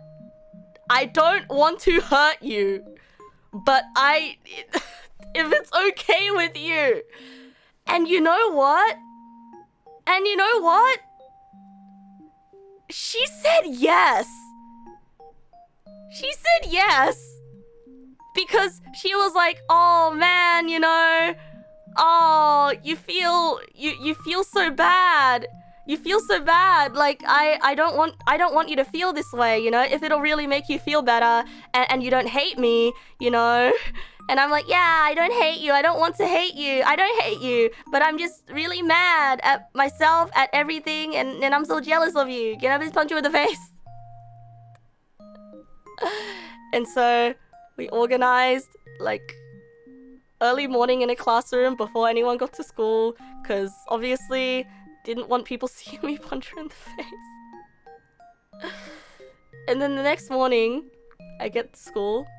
I was late, by the way, so I didn't even get to the classroom in time. And then I meet her, and she's like, "Hey, can we not do the punching thing anymore? I'm scared." And I'm like, "Yeah, let's not do that anymore." Yeah, I don't want to do that anymore.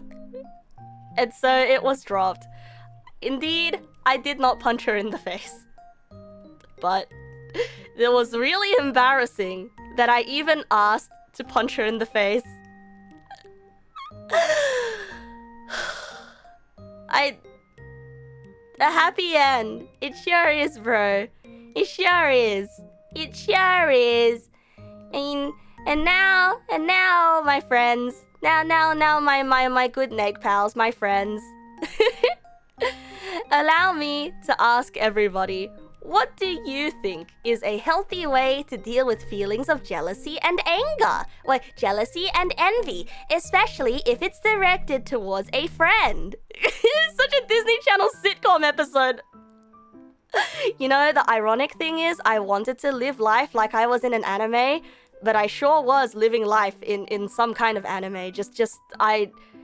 I was probably even in the genre that I wanted to be in, except I wasn't the character I thought I would be, you know?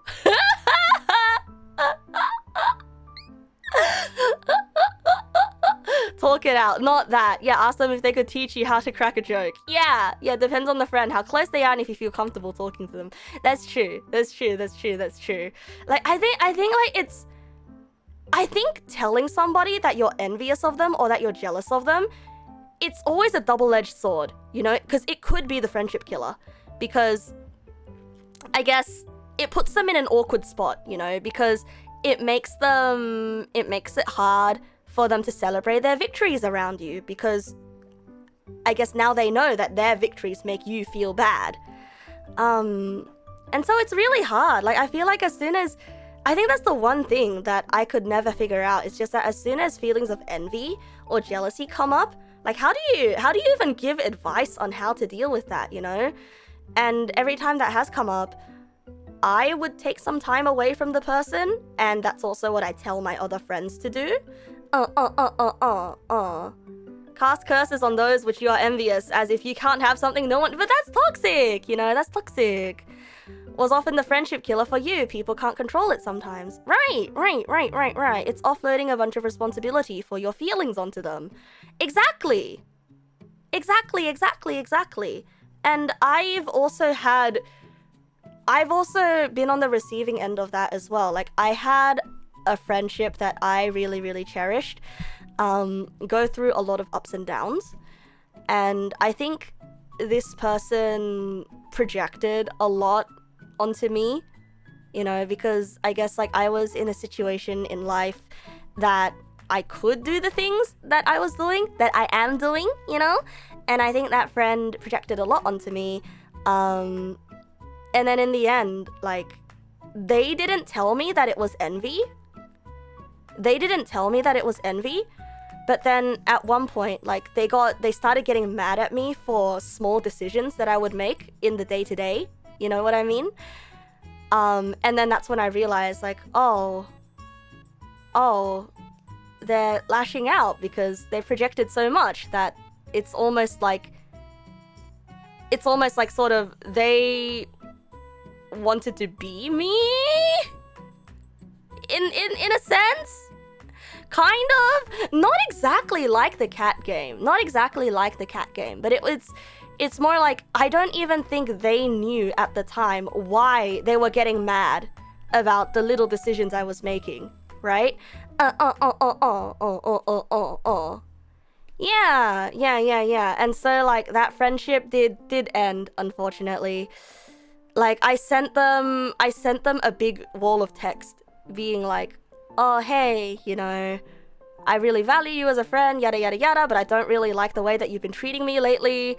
And sort of, and then, like, I pretty much, like, went through, like, I know that you have all this going on in your life, blah blah blah blah blah, given history with blah blah blah blah blah, because I've known this person for quite a while, blah blah blah blah blah blah blah. Like, I don't know. Like, I straight up laid it out to them. I'm like, look, like, we've had this conversation before, and we've been through this, like, we've been here before. I don't know if I want to continue this friendship with you or not, and it really sucks because I really like you, but, like, you know, patterns. So, like, tell me what you think, because I don't know, I do want to be friends. And then they said that they would get back to me on that because they're like, thank you for taking the time, and they were really grateful for it, but they still haven't gotten back to me. So I think that's my answer. I think they chose to dip out, which is quite sad, you know. Cause given a lot, like, we were pretty similar types of people. We were pretty similar people. So, like, yeah, I've been on the other side of it as well. And if I were in that person's position,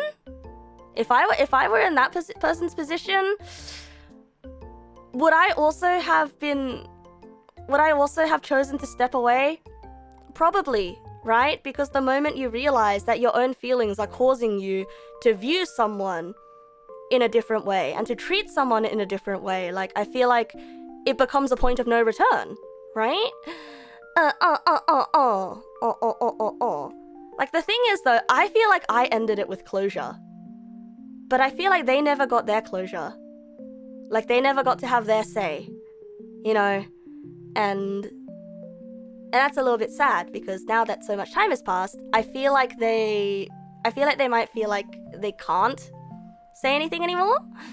And I'm like, I don't know if the ball's in my court or if it's in their court, or what's going on. If I should, if I shouldn't, I probably shouldn't, right? Because then that would be me reintroducing something harmful into their life that they have chosen to leave behind, you know?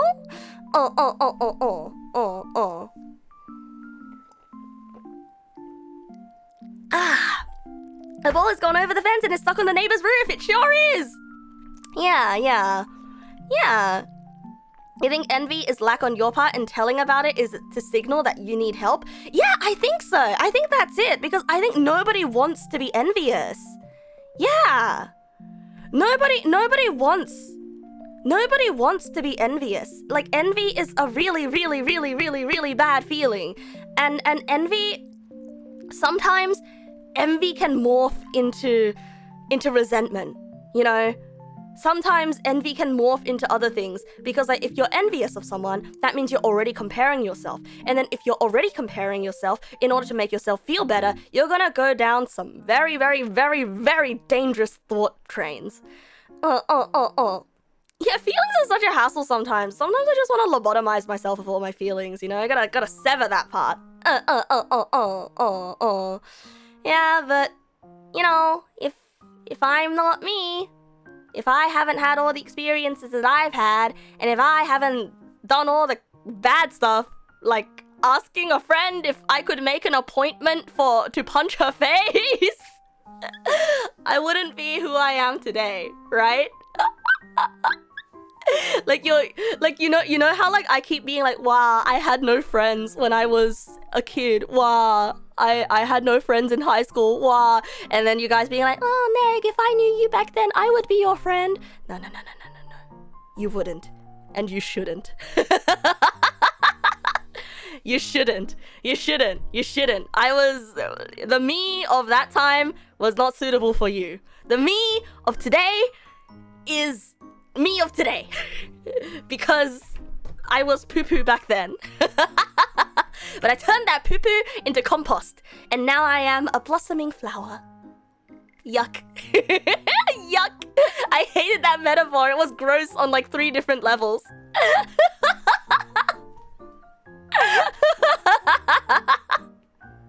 But wait, maybe because it was gross on 3 different levels, that's why I like it. Yeah, as weird as it sounded like it went well. Yeah, actually, it went as well as it possibly could have. You know, like I could have ruined everything the moment I said, "Can I punch you in the face?" and she said, "No." Right? I think here's the thing, right? Like I do not trust somebody who is afraid to make mistakes. I trust somebody who has made many mistakes, and has acknowledged and grown from them. I do not trust people who are afraid of making mistakes. Okay, no, that's a generalization. I'm still afraid of making mistakes. I'm still very afraid of making mistakes. But like rather like I am less impressed by someone who never makes mistakes rather than somebody who recovers from mistakes and grows from them. Yeah, let's put it that way. Yeah. That's a better way of putting it. Because if you don't make mistakes, you never have those moments, those learning moments, you know? And actually, here's another example, right? So, in my friend group, there is a lawyer. Sorry, her job title is not important, okay? Her job title is not important. But like she has a very traditional family, and she's always been very, very traditionally successful. She's always known the right things to say, done things the correct, proper way. She's the lawyer friend. So just putting that there, right? And so lawyer friend has never really encountered any big pitfalls in her life. She's mostly just, yeah, I listen to what my parents say, I get advice from my big brother, yada yada yada. Right? And so, like, as you hear, like, cosplay friend and me and other friends in my friend group, like we're all insane in our own ways, you know? And I'm sure lawyer friend is also insane in her own way. But, like, it was at some point where everybody got really mad at the way that she was responding to people in our Discord server.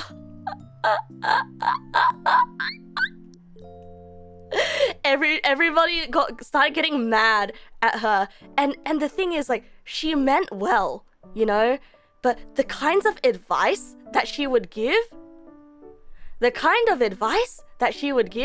would be very out of touch, you know.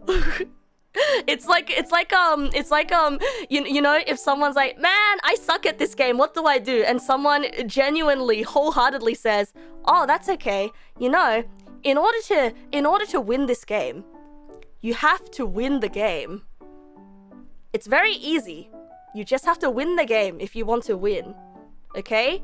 Like, I don't know how you haven't been doing it so far, but like, you're very smart and I believe in you. So I really hope that with this advice, you can now begin to win the game.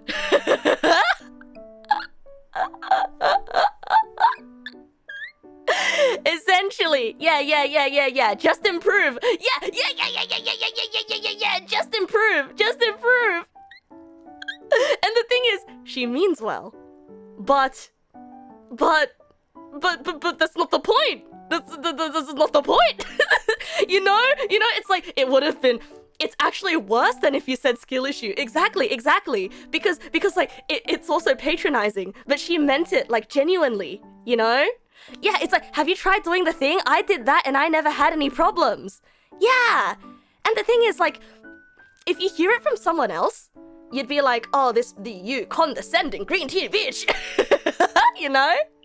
You condescending green tea bitch. But like, from this friend, oh, she means it genuinely. She actually means it genuinely, because she cannot possibly fathom that, oh wait, that it isn't that simple, you know? And so like, she is a very kind person and we all love her dearly, except like, that has happened with her in the past. And now, like, you know, after we had an intervention moment by being like, hey buddy, let's do a bit of a workshop on how everyone in this group has something to say, and we love you a lot, but you gotta stop doing this thing. and like, that seemed to have really shaken her. Like that really got to her, because I don't think she's ever had that happen before. Like, especially not like that. So, you know, she doesn't do it anymore. But you know, it just goes to show. Gotta know gotta know when things can be improved, you know? We sent her to the employee behavior workshop. Yeah, we kind of did. Yeah, we got... Wait, this sounds like bullying now. But this happened like years ago, okay? I would not do this method.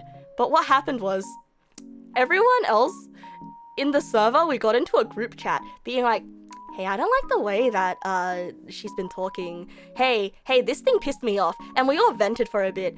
And then, after we vented for a bit, we were like, hey, let's go into problem-solving mode. I don't think she means to be condescending. Yeah, you know, it is just what it is, and it does annoy me. She doesn't mean to be condescending. I think we should talk to her.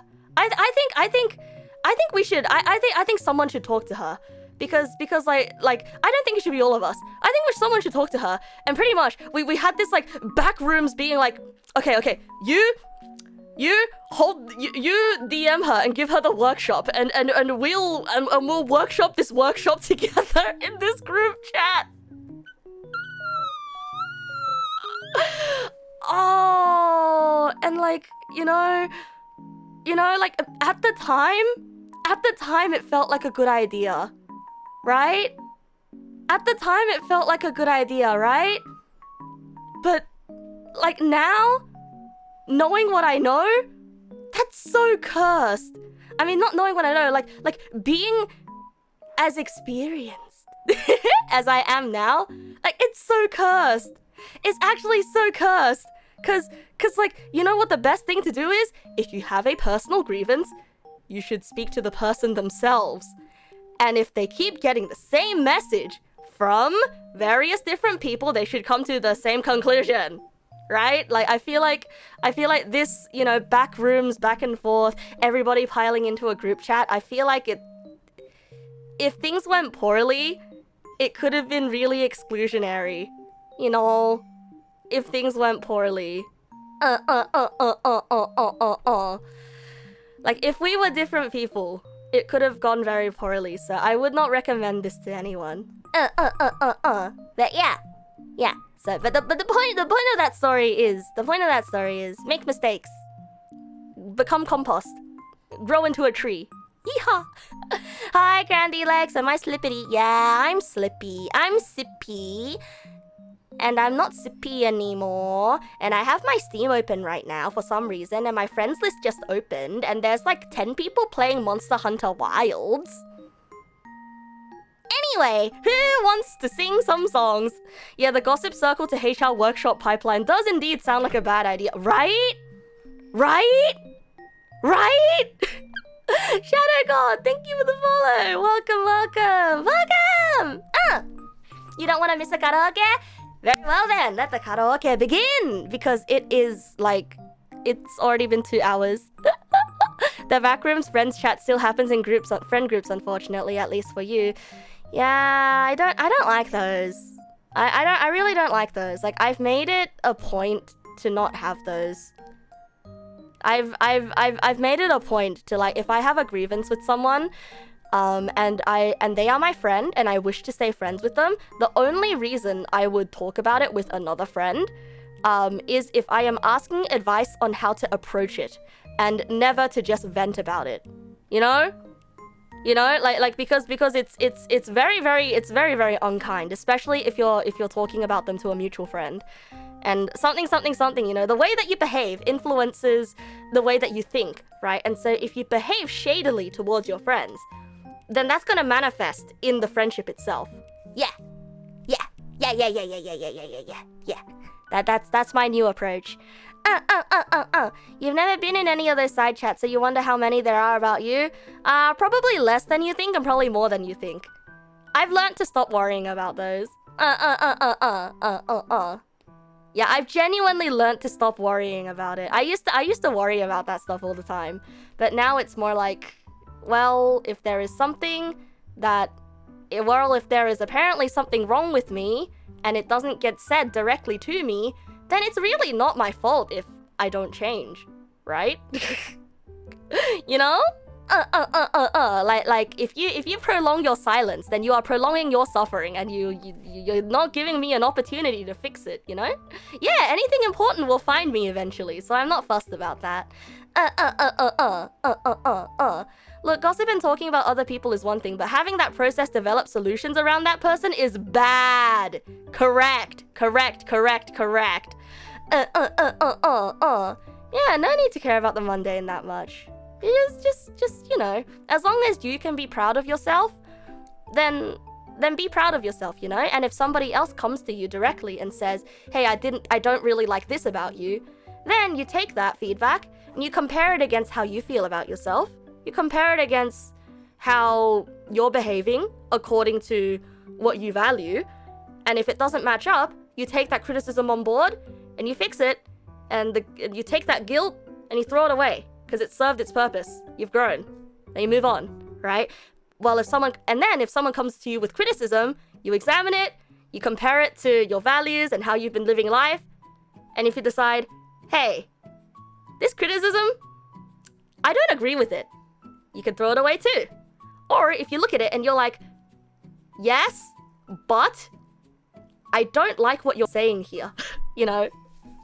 Like, yes, I agree with this criticism, right? I will take it on board and I can learn from it. But you can also say, I really don't like the way that you said that to me.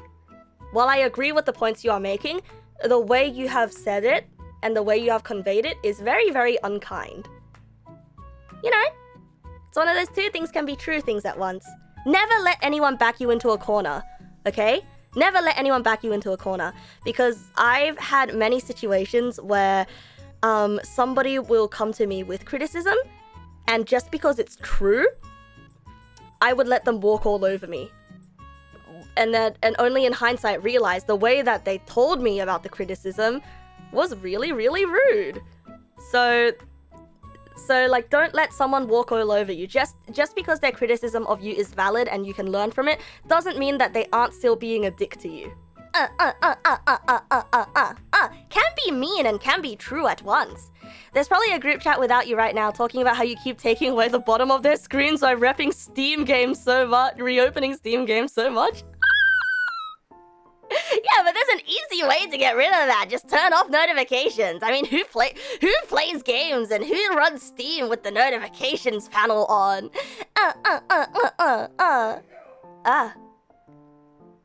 Did you guys hear my dad sneeze? That was really loud. Did anyone hear a phantom sneeze in the background?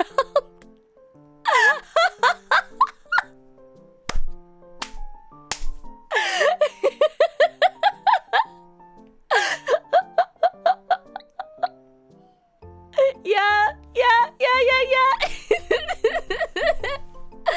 Oh, there you go. There you go. The thing happened to your wife once. A friend just let it build up for a year, then suddenly blew up and cut her off. Yeah, happened to me too. Happened to me too. My dad has a wind up to his sneezes. He goes, ah! No, there was this once. I was walking home from the bus stop, and then I was just outside my house. I was at the bottom of the driveway. I was right outside the driveway. I was right at the bottom of the driveway. And then my dad, I hear him sneeze. The sneeze reverberated from my house, from inside the house. I was outside the house and I heard his sneeze. I inherited his very loud sneeze. Your one friend has crappy internet, so you get a half a dozen notifications every time she streams. Oh man, my friends must be that must be my friends too. That must be you guys on those days when my internet's bad. The sneeze launcher, the sneeze law. Okay. No, Trollius, you didn't miss the singing. You didn't miss the singing. I just can't stop yapping for some reason. I don't know what it is. I simply could not stop talking, and it's been 2 hours and I can't stop talking. I thought my social battery was empty. Because I came back from a sleepover just yesterday, and today I was like, oh yeah, I'm so great. I'm spending so much peaceful time by myself, but now I'm just yapping a bunch. Do I know how to sing Yubikiri again, man? I forgot to learn. Oh, you're sorry for being super late. No, don't worry. You're actually on time for the actual topic of the stream today. Neil, thank you for the follow. Welcome.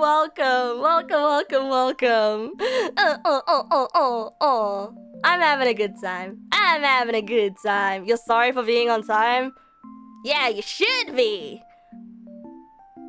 For being on time. Making me feel bad for being late and all that. Yeah. Thank you for being on time.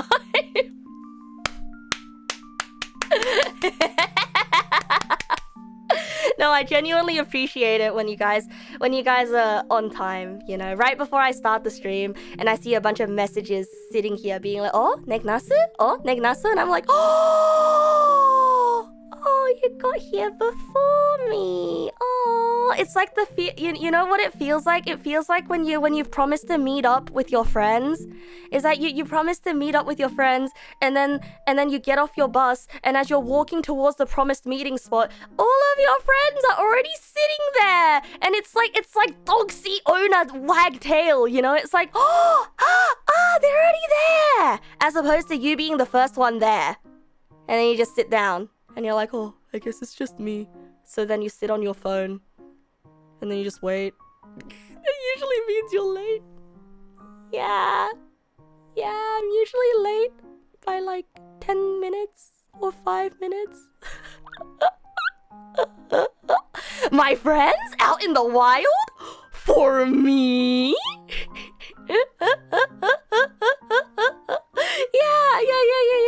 Yeah. To you, feels like an animal that heard a rustling in the grass when you get a next stream notif. Wait, it really does feel that way. Did I tell you guys about the time when I was overseas and I found a hedgehog? I was on a walk out at night, and then I heard a rustling from the bush, and then like I immediately stopped everything I was doing, turned towards the bush. I shine a torch at the bush, nothing. And then I shine a torch at the bush, nothing. And then I dig around with my hand, and I see a hedgehog lying flat on its back, face and belly towards me. And as soon as it sees my torch, it rolls around and curls up again.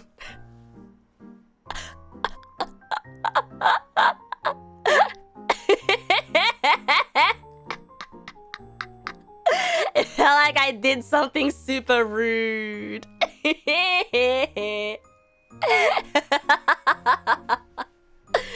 Oh, thank you, Neil. Thank you. Okay. I will sing. I will sing today. I promise you, I will sing today. This is the last of the tangents, okay? Last of the tangents. I promise. We don't have hedgehogs in Australia. I promise. Okay. First of all, I'm gonna close my window so that when I sing, I won't become my dad who sneezes. Okay, one sec.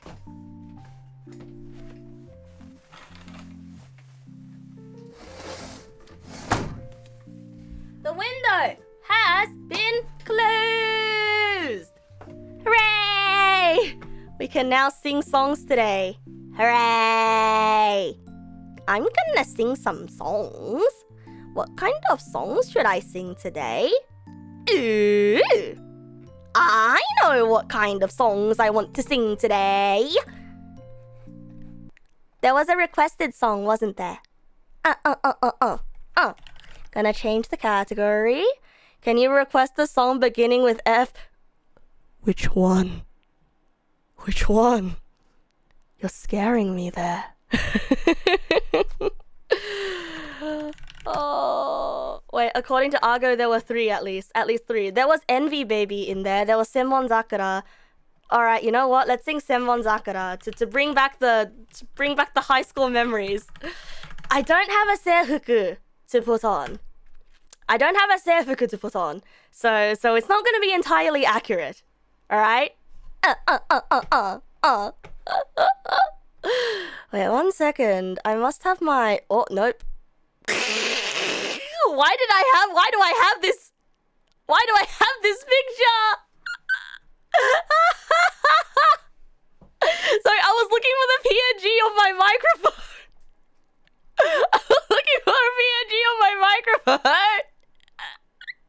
This is Rayquaza, but that's a worm on a string.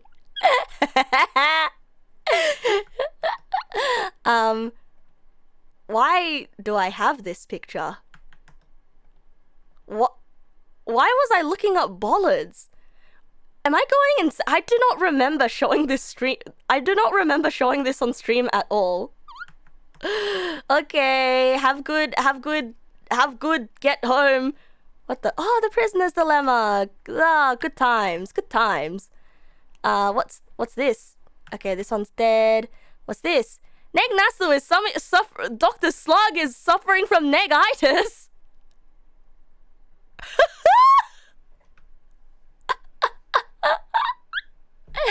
Oh no, the Neg Mouse is suffering from negitis. Wait, I think Joru sent this to me. Ah, it's a sunflower. Aren't we all, Dr. Slug? Aren't we all? I'm just looking. I'm looking for my microphone. Okay, this won't be long. I swear, this won't be long. I'm just clearing out my OBS sources. It won't be long. I promise you. I promise. For real. Are my OBS? No, they're not labeled because I'm an entire mess. I feel like this is something that keeps happening. Ah, yeah, that's the negitis image. I want to keep that. Oh, yeah! Do you want a negitis injection? Yeah, that's Joru! The Cyber Elves convention. Must have been when I was talking to Joru. Yeah! Ooh! Wait. This was that one, this was that one tabletop game that I was talking about. But I forgot what it was. The one good social deduction game. Yeah, Trouble Brewing is a good social deduction game. Oh, hey, that's me! That's me in my Udi! This is when my sister bought me an Udi! And this is... It's so big on me! It's so big on me! Yeah! Yeah, I became the big cheese. Yeah, it's so orange. Yeah, I really am... You didn't believe me. I really am small. There are legs down there. You can see me. Wait, why am I only wearing one shoe? Why am I only wearing one shoe?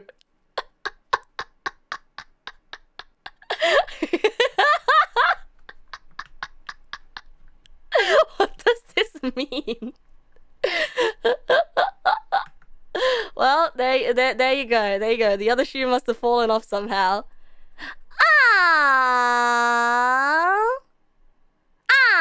Why was I showing you guys this?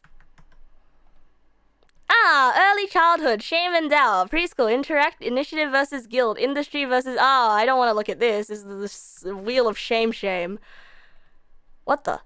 Nettle compared the schizotypy of poets, visual artists, and mathematicians. Schizotypy describes tendency to have psychotic experiences, and it can be divided into 4 factors: unusual experience, cognitive disorganization, introverted anhedonia, and impulsive nonconformity. He found that poets and visual artists have as high tendency to unusual experiences as those suffering from schizophrenia. So true! Whoa! Wait, so they're saying that poets and artists have as much active brain imaginative activity as schizophrenia. I believe it. He linked this trait to divergent creativity, where one constantly creates new ideas, thoughts, and content. Mathematicians were low on schizotypy, and their thinking was rather characterized by convergence, striving for one solution, and autism. Wait, yeah, I remember showing this to you guys, because I was doing a lot of reading for my thesis when I was working on my thesis, right? And so, like, I thought this was really funny. I thought this entire bit was really funny because I'm like, yes, according to this paragraph, that the existence lies between 2 extremes, either schizophrenia or autistic. Which one are you?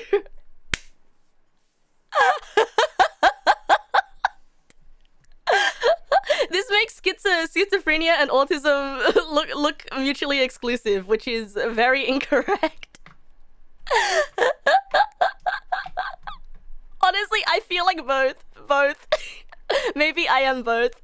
Yeah, neurotypicals are a myth. We're all divergent, right? There are only 2 types of people. Are you schizophrenic or are you autistic? According to this. So true, math is the only thing you ever paid full attention to in school, probably partially why it was so awful for you. Aww. You know, the worst thing was, like, growing up and being told that I wasn't smart, and so, like, I learned to ignore math. But then as I got older, I realized, hey, math is actually really fun. And it's very, very sad that I let that sort of labeling get to me when I was a kid. What happens when you are autistic and schizophrenic? You become God. you ascend mortaldom and you become God. Yeah. Algebra is fun because you're solving puzzles. You're applying a formula to solve puzzles. Yeah, now I don't let any labeling get to me, even OVS. So true! And that's why we're going down this rabbit hole. Anyway, gonna delete this image. Oh yeah, that's a negitis injection. What's this? My microphone! Hooray! Now, to use this microphone, and then for us to lose the microphone again for next time when we want to go down an adventure of looking at my OVS sources. You know the thing is, I actually really like looking at the OBS sources, bro. I really like looking at the OBS sources because it's like going down memory lane. You know, it's kind of like, oh yeah, I remember when we looked at this that one time. Good times, you know? Yeah, make it a theme for another stream, going through the sources. No, it has to happen organically. It has to interrupt whatever else we're doing at the moment. Because that's the Neg Nasu way, you know. Streams are never what they say they are on the tin. The schizophrenia blurb, so nostalgic. You joke, but it's true. Is true. Nafu, thank you for the resub. Thank you.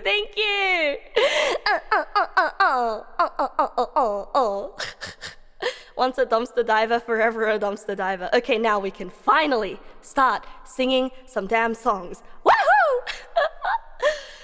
Let's start singing some damn songs. Senbon Sakura for the memory lane. Yee-hoo!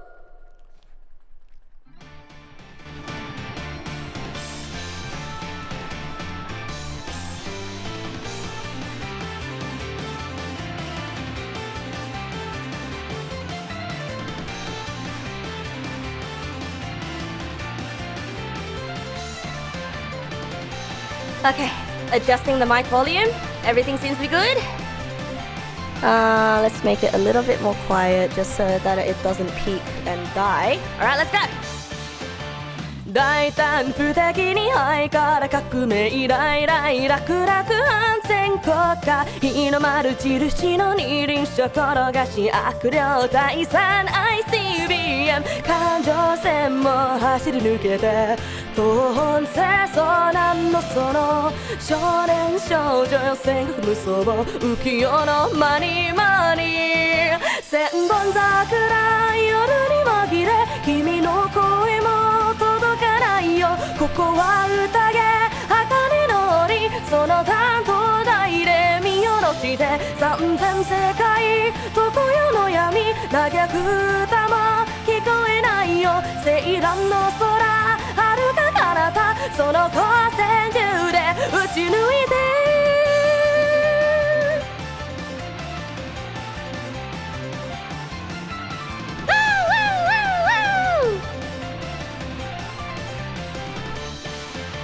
百千年間の見た目は証拠行ったり来たりのイランド中あいつもこいつもみんなで集まれ聖者の行進ワンツーサン四戦場門もくぐり抜けて安楽ちょうど厄払いきっと最後は大断念拍手の合間に千本桜夜に紛れ君の声も届かないよここは宴茜の檻その担当台で見下ろして三千世界常世の闇嘆く歌も聞こえないよ希望の赤遥か彼方その閃光弾を打ち上げる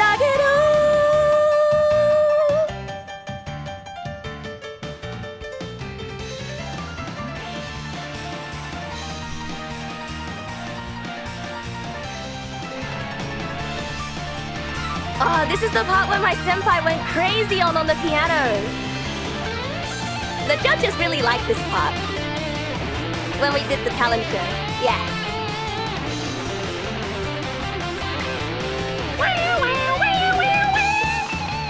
環状線を走り抜けて東本清掃なんのその少年少女戦国無双浮世のマニマニ千本桜夜に紛れ君の声も届かないよここは宴茜の檻その担当台を飛び降りて千本桜夜に紛れ君が歌い僕は踊るここは宴茜の檻さあ光線銃を撃ちまくり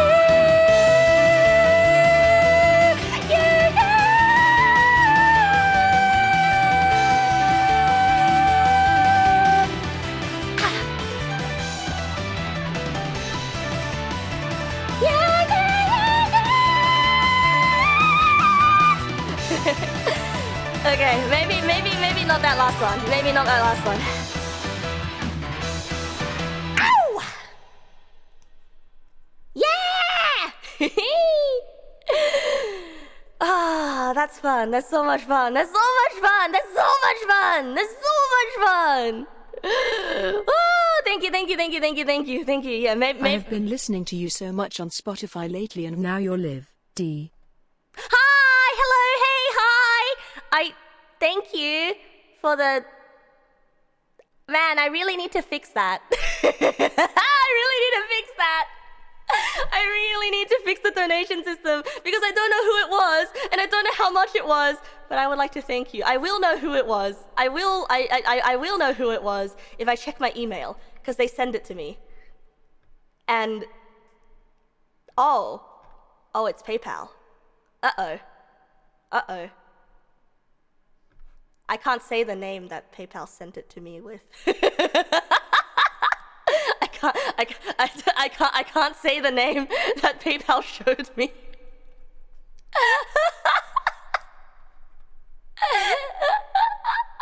I got you, fam. I cannot say that name out loud. Yeah. That's the downside, you know. That's the downside. Time to dox them for the politeness. PayPal does indeed dox you. I cannot in good faith dox them like that. I cannot in good faith. I will, however, go to the Stream Elements website to check who it was. And the preferred name that they chose for it. Does it dox even with business accounts? I don't think it doxes with business accounts. But it... It was Yuzu Adagio! Wow, hooray! There's one time you accidentally doxed your Oshi by trying to give them a donut. Oh no.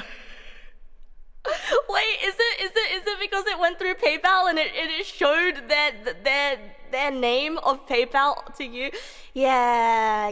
You can make a business account and it will not dox your name. So that's well, I guess you saying that lets you know. Now that you have said that, now I'm sure you are aware that PayPal does that. Thank you, Yuzu. Thank you. I will say though, Yuzu, your government name is a very pretty name. Yuzu has a very, very, very pretty government name. Like for a sec, I had to do a double take. I was like, wait, really? That's their name? Bro, you have a name like, I say this in the best way possible, but you have a name like a Yuri web novel protagonist. I mean, given you and your wife, you know, it's a very, very pretty name. It's a name that someone would absolutely give a fictional character. Yeah, I feel like I'm not giving too much information by saying that, right? Yeah, I'm not. Yeah, maybe she is the protagonist of her own Yuri web novel. Okay, have good gains at the gym, Taeyu. Thank you for hanging out with me. Legolas Stromboli.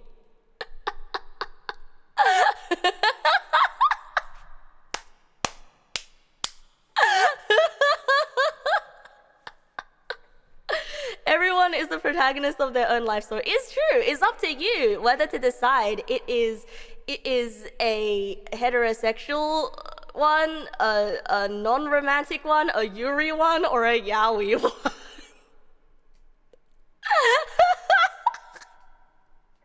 I hate that so much. All right, I remember Envy Baby was requested, so let us sing Envy Baby. But it's not up to you if it's NT art. Sometimes it's up to you if you're the other party. But anyway. Hi, I want a people save. All right, jama ma ma ma.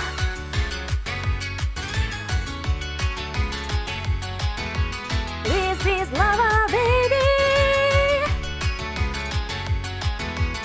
タイトロープは崩れる壊されるパッパッパッパ飛んだレイリーライトめがけて無様に砕かれるパッパッパッパそんな証明愛に気ままにロンニー愛た言葉でローニン愛も変わらず後悔なんてない Hey, it's amazing ラララ Under this is lava, baby 愛のその迫り来る幾多にまさに This is lava, crazy かいなその人の目笑い愛してる過ぎたこ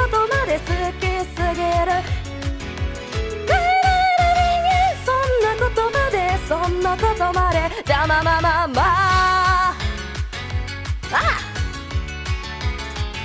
Canada songs always go so fast.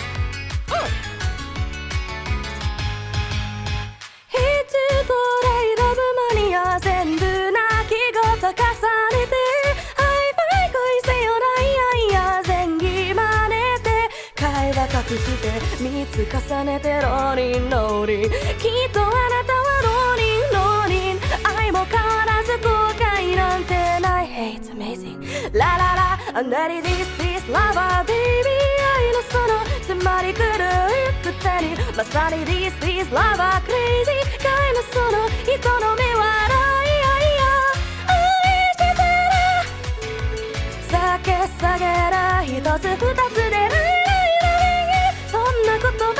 そんなことまで邪魔ままま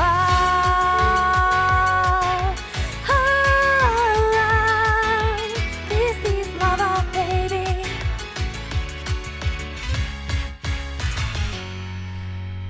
Oh god. Oh god. Oh god. Yeah, Canada songs were not meant to be sung in a single breath. But then I think Canada, like later on, he started making songs that were for people to sing. Like Yoidore Shirazu! Yoidore Shirazu is a good one. You can be here while at work. Yatta! Unblocked, twitch.tv.Neg Nasu, unblocked. Yatta!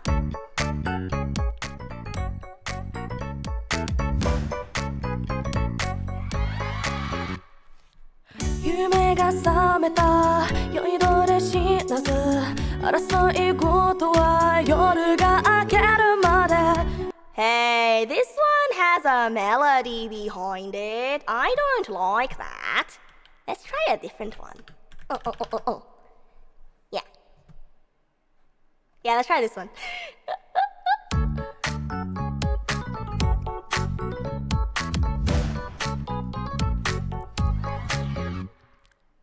夢が覚めた酔いどれしなず争い事は夜が明けるまでくたびれては広く見える一線の声は声が枯れるまでうっちゃり幸せずっと冷めないであなたの声に耳を貸す時までくすれたいだで言葉さえなくて体を染めたそしてデイデイ離れ離れほらそう悪くないわくする先までミリグラムめいめい重ね重ね損害そう悪くないわ酔いどれ知らずの恋ができながら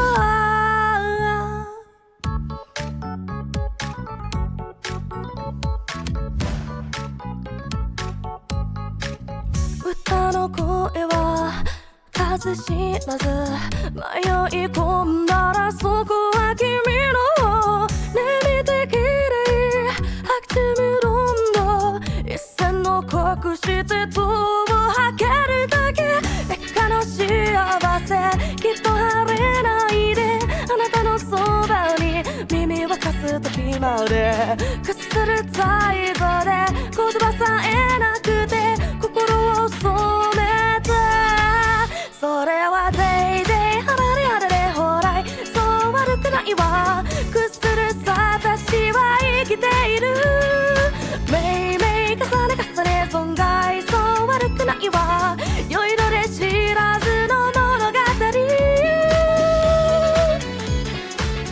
ラブラブリブラブドゥワオラブラブリブラブドゥワオラブラブリブラブドゥYeah. Dabba dabba dee dabba doo wow. Dabba dabba dee dabba doo wow. Dabba dabba dee dabba doo wow. Da da da da da da da. I like that song. I like that song a lot. But also my throat, actually you guys can hear it's a little bit dry today.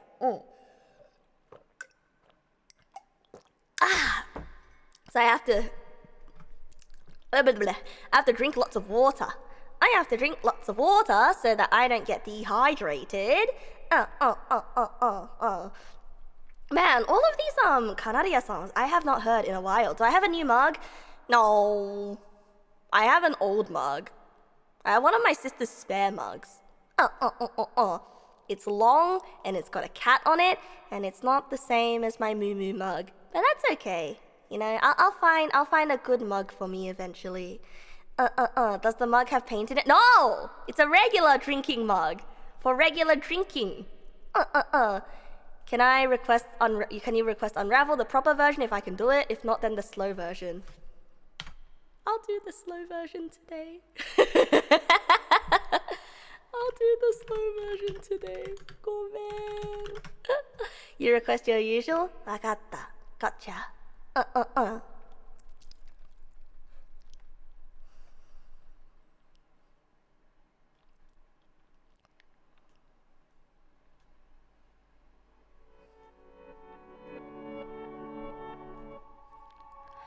教えて教えてよその仕組みを僕の中に誰かいるの壊れたよこの世界で君が笑う何も見えずに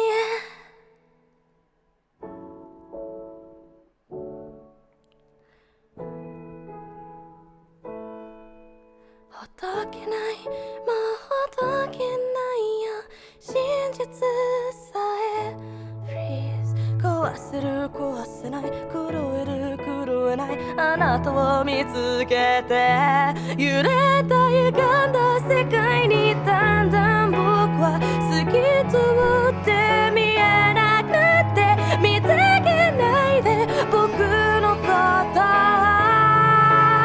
見つめないで誰かが描いた世界の中であなたを傷つけたくはないよ覚えてて僕のこと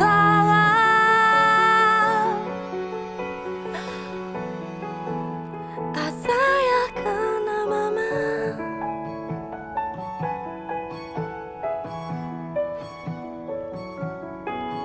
無限に広がる孤独が絡まる無邪気に笑った記憶が刺さって動けない動けない動けない動けない動けない動けないよあなたは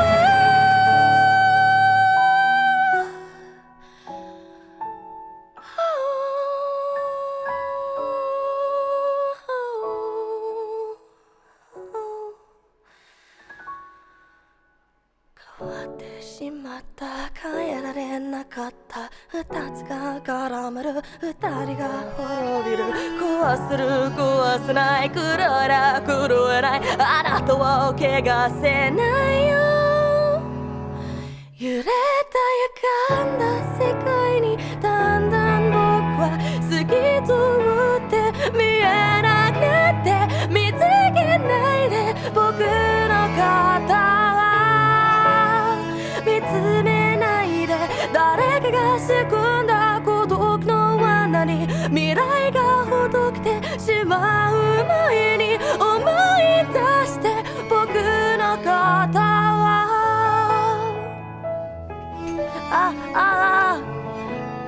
鮮やかなまま忘れない Yes, what's up? Are you sleeping now? Oh, sleep? Only quiet now? Okay, you sleep? I can yell for 20 more minutes?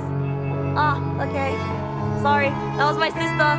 My sister's telling me that she's gonna shower and I'm allowed to yell for 20 more minutes and then she's gonna be asleep.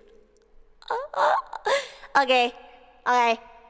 So I'm gonna head back to the part where she came in and we're gonna sing from there. Go man. 僕のことはさやかなまま Yeah 忘れないで忘れないで忘れないで忘れないで変えてしまう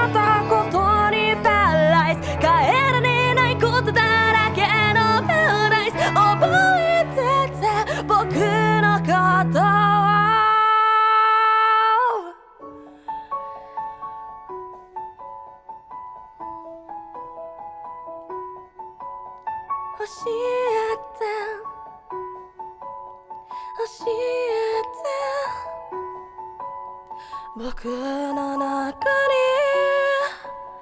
誰かいるの Hooray! Okay, we gotta sing some loud songs before my sister goes to bed. We gotta sing some loud songs before she goes to bed. Alright, what do we got? What pink songs can I sing? I only know how to sing Hot and Cold. I don't know any other pink songs. What a fight song? A fight song's not a yelling song. What about Hound of Aubergine Extra Belt Edition? I mean, we can try. Let's do it. No. Backdraft is gonna kill me. Wait. I don't want to sing like. Wait. I don't want to sing like extra big loud songs. I mean like songs that we can afford to sing loudly right now. You know. Oh yeah, I do know how to sing So What. Oh yeah, I do know So What. Hold on. I stare. Oh yeah, we can sing 愛して愛してもっともっと愛して愛して苦しいほどね I wonder if I can find the special version that we've got. Whoa! Necro! Thank you for the bits, ball. Thank you. Yeah, I probably can't find the metal version. We're just gonna have to settle for regular ice there. Yeah.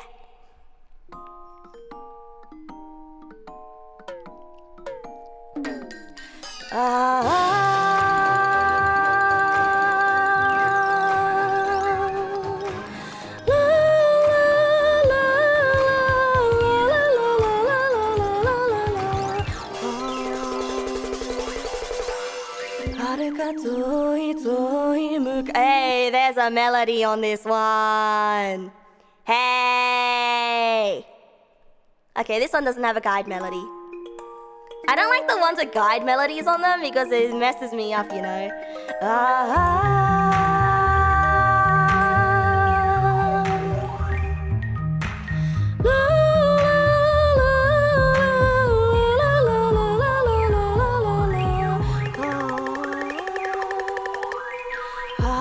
遠い遠い昔巻かれた首は人が欲しい人が欲しいと叫ぶ呪いの首は怒らないで見捨てないでどこも行かないでね強く締めるくまで締める人がいないといい成績でしょねえいい子でしょ可愛い子でしょねえいい子でしょ苦しいね愛してもっともっと愛して苦しいほどね苦しい呪縛は耐えてね止められない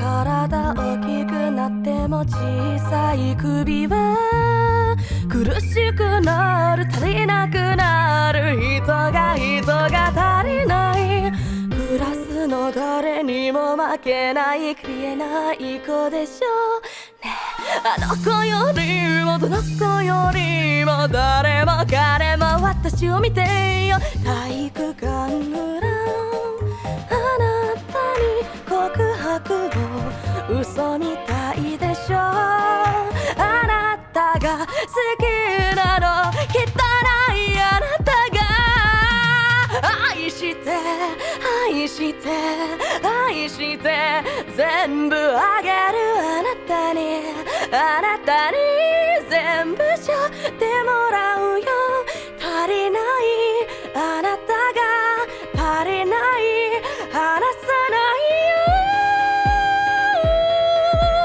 よごめんなさい愛して愛して愛してもっともっと愛して愛して苦しい肌に苦しい離さない苦しいもっともっとね幸せね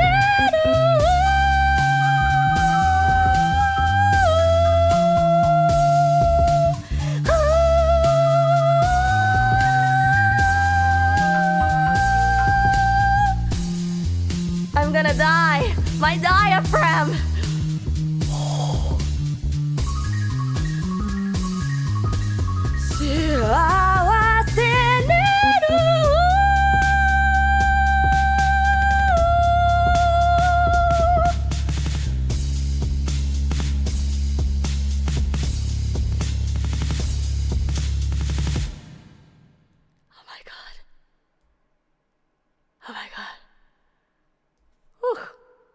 I was like really like screeching that one out of my gut. I pulled that one straight out of my gut. Oh my god. Let's go. I'm feeling it. Give me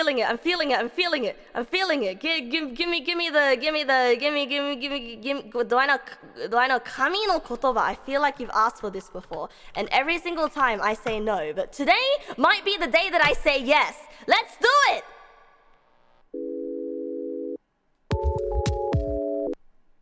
No, I don't know.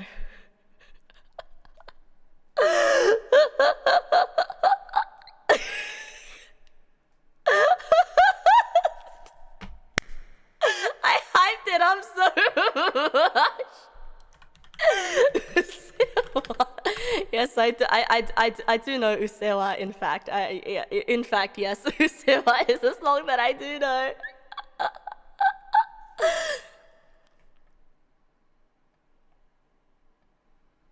Let's go.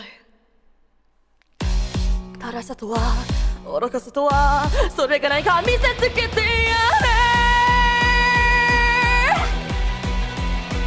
Oh yeah, oh yeah, yeah, yeah, yeah, yeah, yeah, yeah, yeah, yeah, yeah, yeah, yeah, yeah, ダババババちっちゃな頃からあれになりたい気づいたらおじさんになっちゃったナイフのような思考回路持ち合わせるわけもなくでも遊び足りない何か足りない困っちまうこれは誰かのせいあてもなくたら混乱するウェイでそれもさか最新の旅行は当然の把握経済のとこも通勤時チェック純情な精神で二者仕分け社会人じゃ当然のラーラですうせはあなたが思うより健康です野菜が細胞ようなあなたじゃわからないかもね早く似合うそのかもなく不気もないメロディうせは頭の出来が違うので問題はなしワッフーワウワウ Oh yeahさても私も犯人が殴ったりするのはノーセンキューだったら言葉の重厚をその頭に突きつけて打てばマジやばない止まれやしない不平不満垂れて慣れの果てサリスチックに変貌する精神クソらないな酒が空いたクラス割れましたからくださいみんながつまみやすいように口移しなさい会計や注文は先人模型部分に最低限のマナーですうわうせは口塞げや限界です絶対現代いの代弁者私やろがいもみ飽きたわ2番線次回のパロリうせうせうせはまるまるとにかついてその顔面にば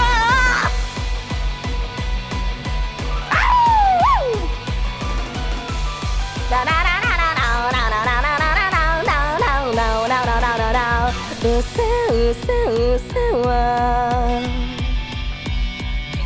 うせうせうせは私が俗に言う天才ですうせうせうせはあなたが思うより健康ですエサイが細胞ようなあなたじゃわからないかもに集まらねえ何回議がするんだその目までうせうせうせは私も大概だけどどうだっていいぜ問題はなし Oh yeah Woohoo Woohoo De I hope I wasn't too loud. Oh yeah, I'm allowed to yell. Oh yeah, oh yeah. This is my allotted yelling time. Yeah. Hooray! Yeah, that didn't go as well as I hoped it could have. Giddy giddy I ikenai borderline. Na na na na na na na na na na na na na na na. That's the only part of ikenai borderline I know. That's the only part of ikenai borderline I know. Giddy giddy I ikenai borderline. Na na na na na na na. Alright, what are some... I listened to Elf, right?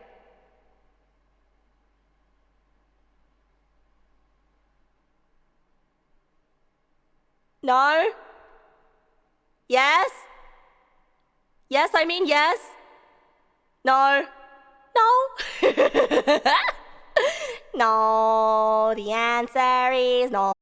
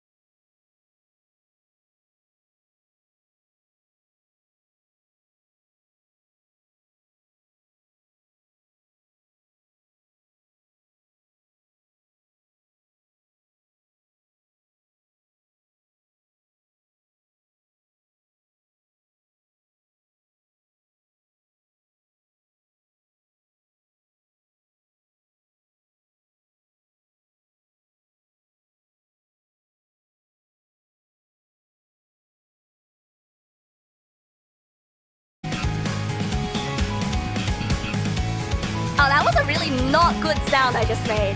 Oh well, we'll fix it next time. 言えない恋じゃ何でも受け止めると言ったきりも変えることはないでたらめでも僕のためじゃなくても君に守られた目も口も意味がないほどに塞ぎ込んで動けない僕を見つけないで本当に作れないかどこ見てもどこにいても開かない肺に潜り秒針も噛み白昼夢の中でガンガン砕いたでも壊れない止めてくれない演じ続けるのならこのまま奪って隠して忘れたい分かり合うまで一つもなくてもあってごめんって返せないでね形のない言葉はいらないから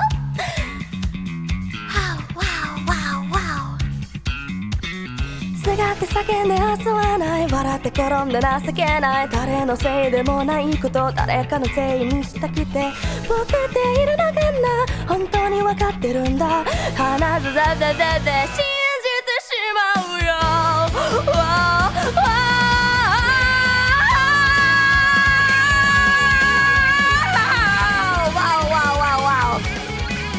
Ouch. I leaned back and I hit my head. Ouch. このまま奪って隠して忘れたい I bumped my head on my chair. 奪って隠して忘れたいこのまま奪って隠して離したい分かり合うまで一つもなくてもあってごめんって返さないでねここでだけど僕を通して救いきれない嘘はいらないから晴れたレイダー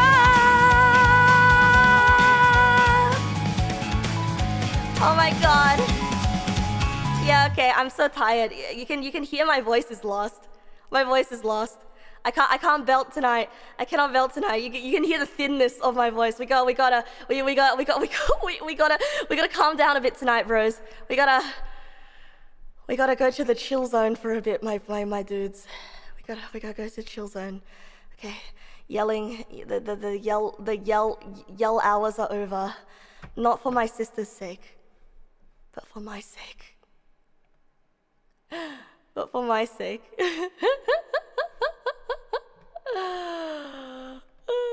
Might you request 愛覚えていますか Ah, you may request it. Indeed, you can request it. But there is a problem. I don't know it. Maybe something low.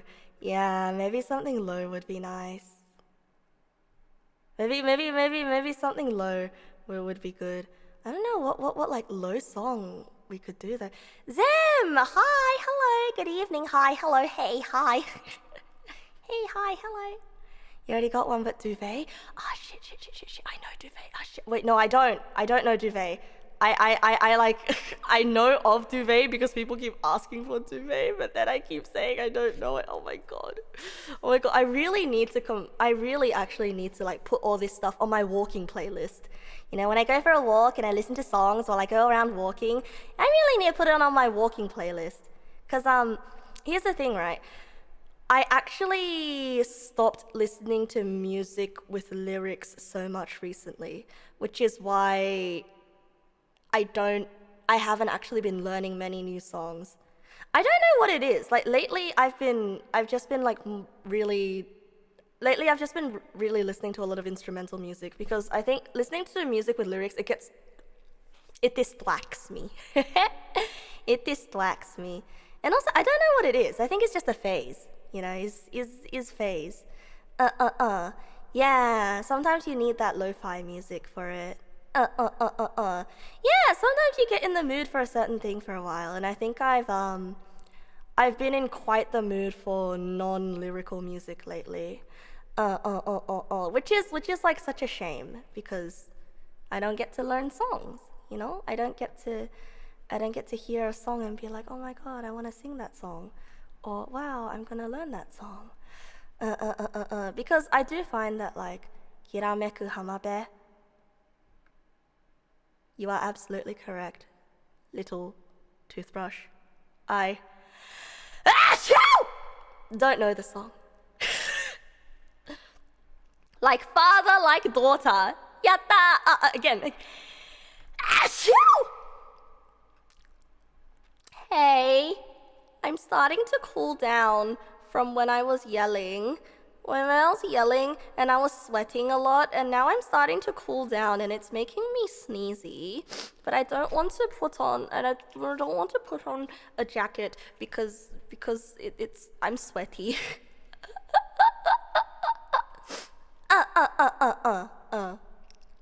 Because I'm sweaty. Do 10 jumping jacks? No, but then I'm going to get sweatier and I'll have to take another shower. I already took a shower. Oh well. Oh well. Let's sing, I know what a good song we could sing is. Yowamushi Mont Blanc. Yeah, Yowamushi Mont Blanc is a nice good old classic to sing. あ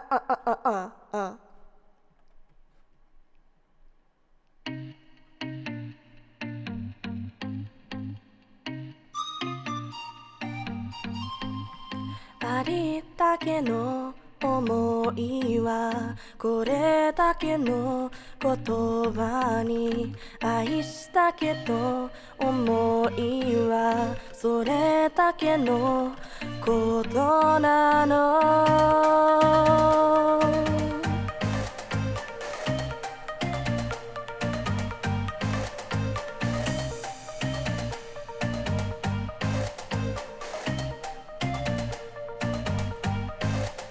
愛したのは誰だけあれほどの時間が消えて見えなくな Wait, hold on a second 訪ねて消えなら Hold on a second This is the Kazooie version and I don't know where the instrumental goes for this one, so you know what? I'm just gonna do it to the regular version.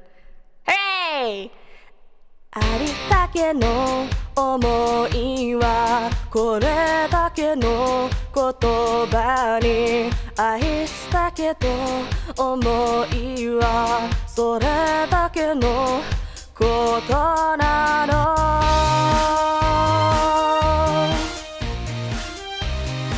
No, I'm confident in front of you guys 愛したのは誰だけあれほどの時間が消えて見えなくなったまだ触れてるはずなのに忘れてしまえば消える反射は本当だっていいと思えないの私はまた弱い虫コントラクト会議私はまた君の中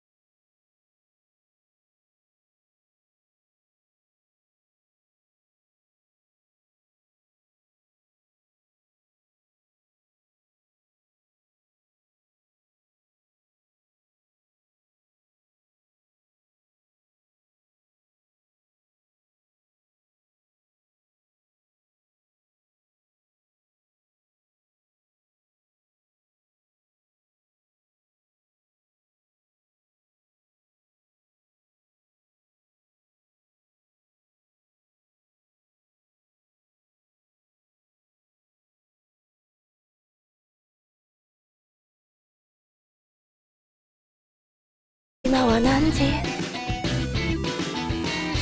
月14日の朝鮮12時過ぎくらいを指すやけにうるさいセミの声覚えていたでもさ少し不思議だな同じ公園で昨日見た夢を思い出したもう今日は帰ろうか道に抜けた時周りの人はみんな上を見上げ口を開けていた拉致してきた天中が君を貫いて突き刺さるつんざく悲鳴と風鈴の音が木々の隙間から回り Yeah, okay, I'm not gonna sing this song. This song is way too high. Oh my god. Okay, I remember the frick. Frick.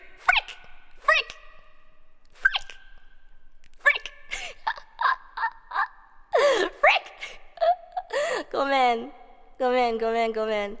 You know what? Let's do the other classic that was mentioned. We are number one. Rabbit hole or sand patent? You mean Sand Planet? I do Sand Planet. Hell yeah, let's do Sand Planet. Wow. Wait, actually, bro, the other title of this song is called Dune. Wait, was this song based on Dune?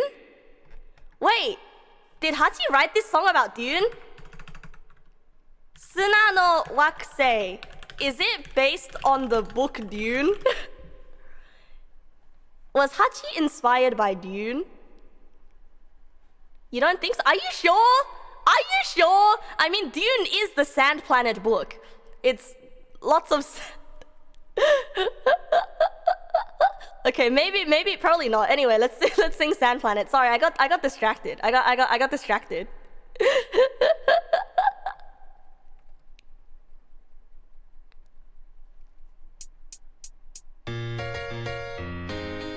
Yeah, it would be quite a no. Back to the history, remember I was born. Back to the history, remember I was born. Wow! Wait, today's the 17th anniversary of Kokoro? We have to sing Kokoro then. なんもない砂場飛び交う雷鳴しょうもない音でかすれた生命今後1000年草も生えない砂の惑星さこんな具合でまだすり減る運命どこへも行けなくて墜落衛星立ち入り禁止の蓋で満ちた砂の惑星さのらりくらり歩き回りたどり着いた祈り君が今も生きてるなら答えてくれ僕にイェイ今日の日は看護線つまり元通りまでバイバイバイ思いついたら歩いてけ心残り残さないようにイェイ空を切るサンダーストーンメイド響かせてはバイバイバイもう少しだけ友達でいようぜ今回はYes, sand has never been mentioned in any other media other than Dune. そうや今日は僕らのハッピーバースデー思いも思いの飾り付けしようぜ甘ったるいだけのケーキ囲んで歌おうぜうざもぞも白の前で前で綺麗染めると初期にて生まれた生命今度だだばだめなめめめここでてこうぜねえねえあなたと私でランデブーすでにスタート砂漠で何思う今パッパパッと飛び出すマヒロどうか迷れ我々救えないためボトムズドボトムズドザドベディヤドンデアブデアドベデそのセカンドベベベベあベベベベベベ拠点都市そんでここ水の思い出の天使よ戸惑い憂い怒り狂いたどり着いた祈り国の心しなずるなら音でブブブブブブブイェイきっとまだボイトンくらいつまりながらにまでバイバイバイ思い出したらしてくれあの本当の夢みたいな歌イ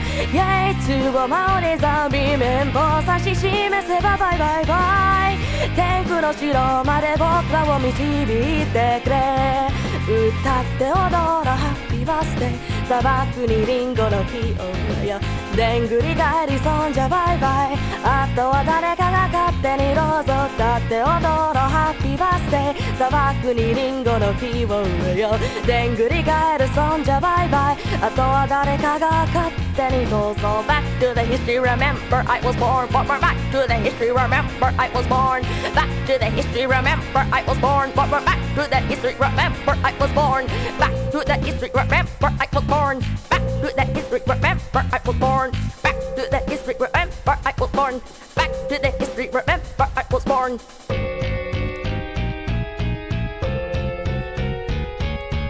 Yeah 今日の日は3 goes down つまり元通りまでバイバイバイ思いついたら泣いていけ心残り残さないように Yeah 服を着るサンダストメイド響かせてはバイバイバイもう少しだけ友達でいようぜ今回は風が吹きさらしなお進む砂の惑星さ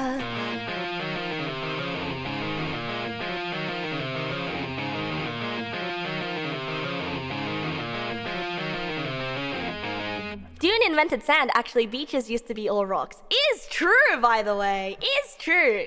Sand has never been mentioned in history until Dune. Based on the hit planet Arrakis. Hey, isn't that the planet from Dune?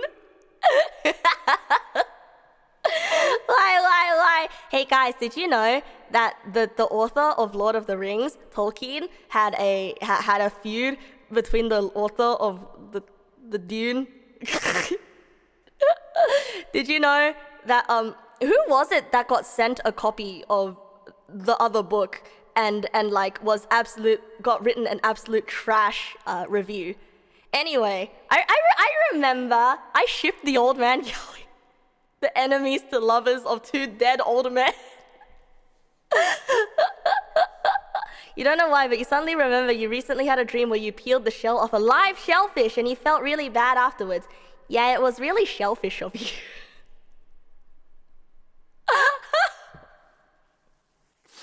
Soggy for saying that. Didn't mean to. Won't say it again.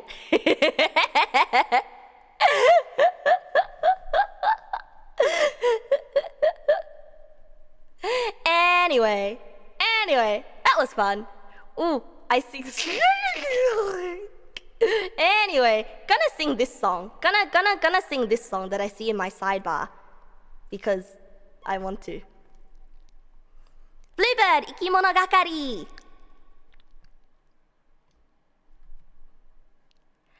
羽ばたいたら戻らないと言って Wait, hold on, that's the wrong key. That's the wrong key.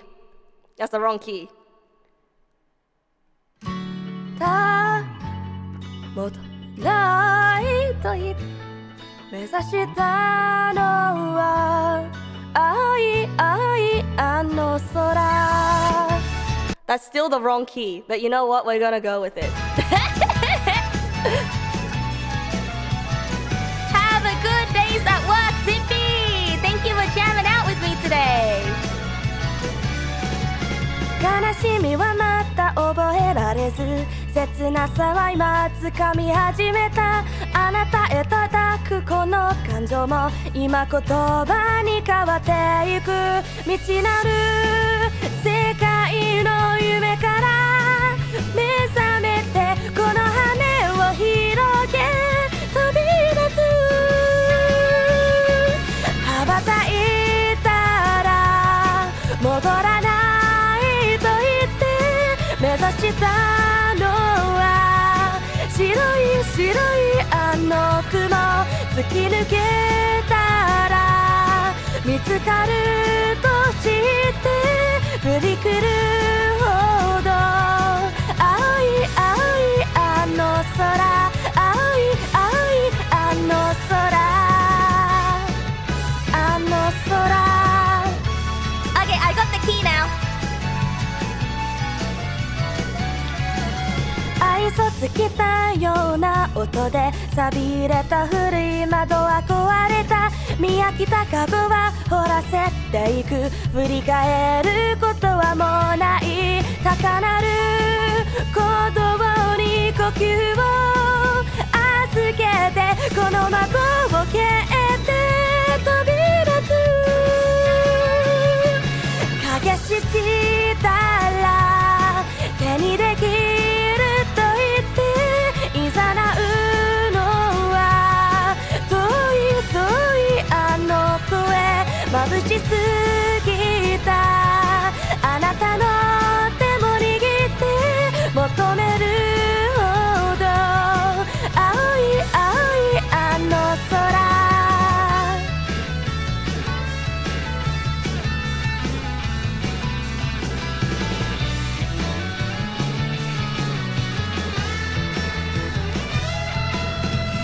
知っていくと分かっていた I don't know the bridge This keeps happening every time 羽ばたいたら戻らないと言って探したのは白い白いあの雲突き抜けたら見つかると知って振り切るほど青い青いあの空青い青いあの空青い青いあの空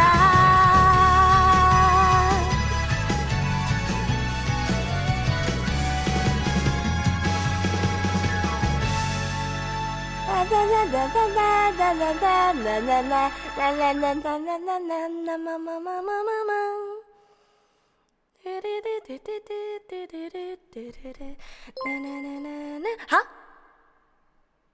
Funny number hee. Who? What? Where? When? Ah, it's Necro! Ah! By the way, the funny number was 4.2. What? Where? Who? What? When? Thank you, though. Thank you, Necro. It was 4.2, and the thingy thing is still brokey broke. But thank you. Thank you, thank you. I have to go to sleep, don't I? I have to go to sleep, don't I? Wow, I don't want to go to sleep. Wow, wow. If I don't go to sleep, I'm gonna have insane Mia again, probably. Probably. And if I don't go to sleep, it's probably not good for my SIPPY schedule. And considering I didn't sleep properly last night, I really should sleep. Oh, wait, Kokoro! Kokoro! Kokoro! I need to sing Kokoro because it's the 17th anniversary of Kokoro. You know what? You're right. You're right. You're right. You're right. You're right. You're right, you're right, you're right, you're right, you're right, you're so right, you're so right, you're so true for this, you're so true for this. We can spare one more song. It's not like I'm gonna miss like 5 minutes from lying in bed. You're right, you're so true for this. Alright, let's sing Kokoro.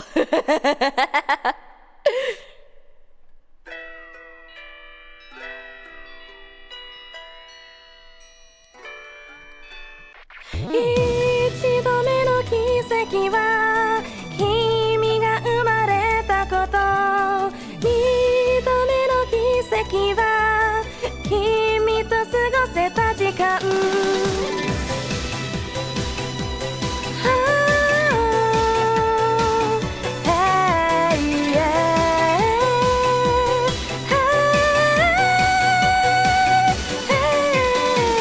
孤独な科学者に作られたロボット出来栄えを言うなら奇跡だけどまだ足りない一つだけできないそれは心というプログラム教えてあげたい人の喜び悲しみ奇跡の科学者は願う運動は続き時だけが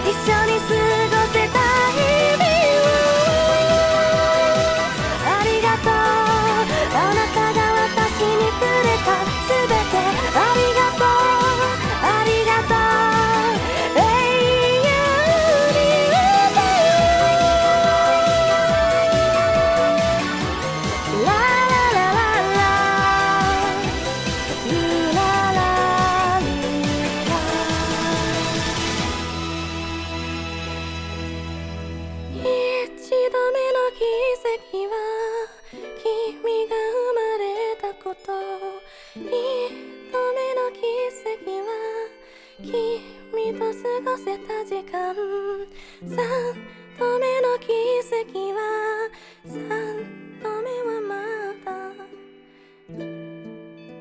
ありがとうお父さん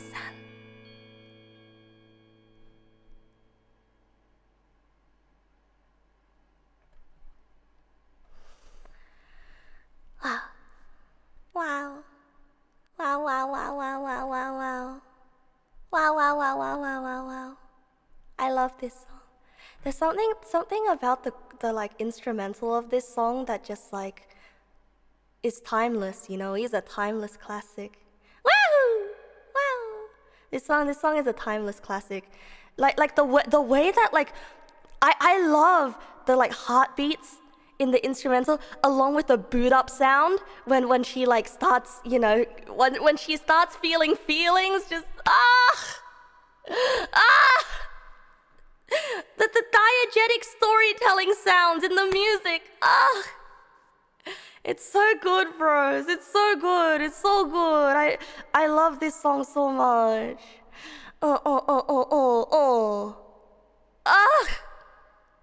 Gonna do a Wilhelm scream to show my emotions.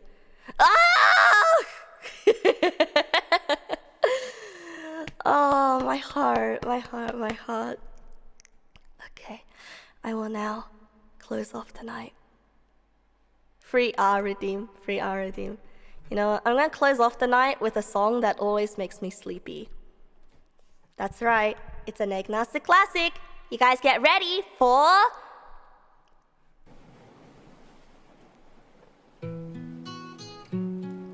the Neg Nasu going to sleep song. And while I sing it, I'm gonna find somebody to raid. Okay, I know exactly who to raid. Gonna raid Lillian.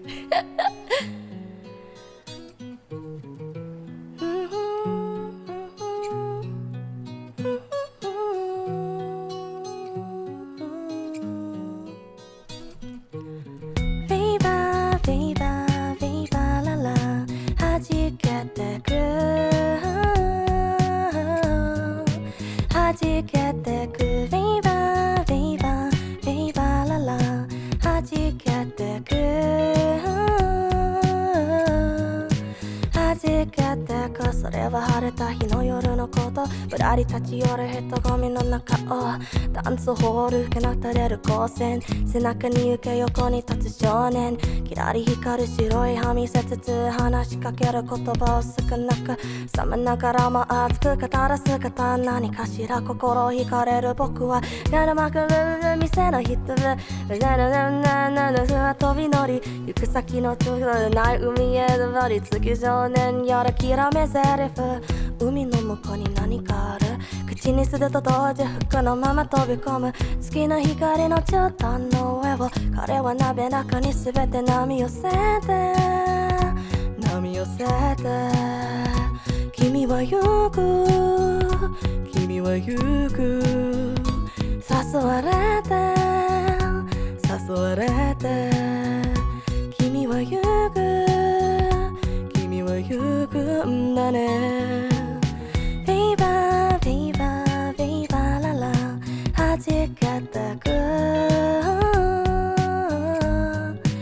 はじけてくフィーバーララはじけてくはじけて波打ち際は境にこっちそっち会話をする僕ら二人ぼっち空を見上げ浮かぶ彼の口に未来の憧れが水しぶき笑いの風景そこに見える大いなる素晴らしき日々叶える大陸がきっとこの先へずっとこの先へ海の向こう側へと行けばあると信じてる少年指さす方向僕には見えず暗闇の恐怖だけが映る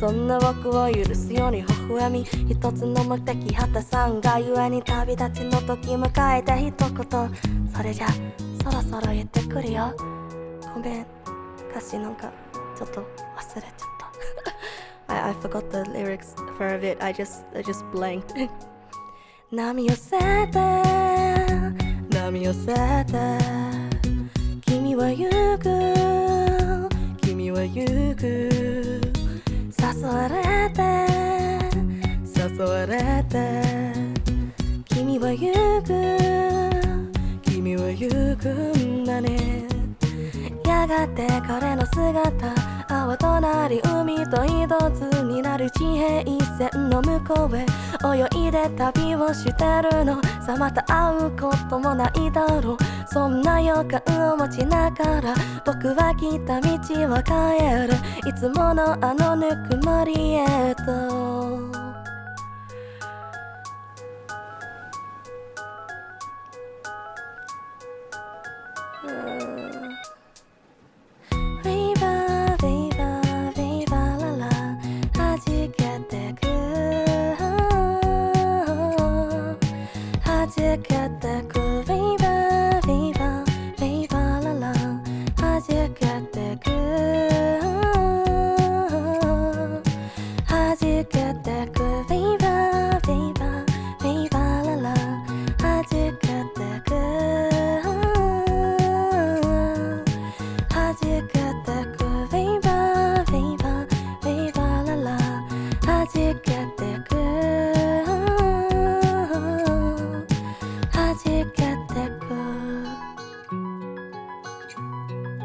波寄せて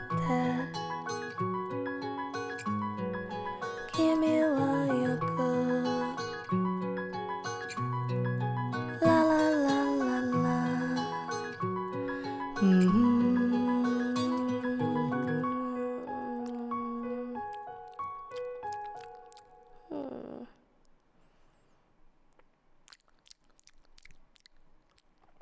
Good night. Gonna sleep now.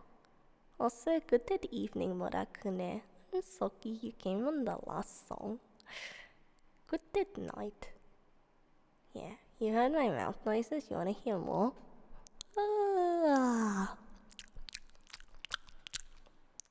Good night. Gonna raid Lily and the raid. And she is chatting today. And she broke her computer recently. But she fixed it. I'm gonna do a raid and run on her. So, go say hi to her on my behalf. What's Nasu? Good night, bros.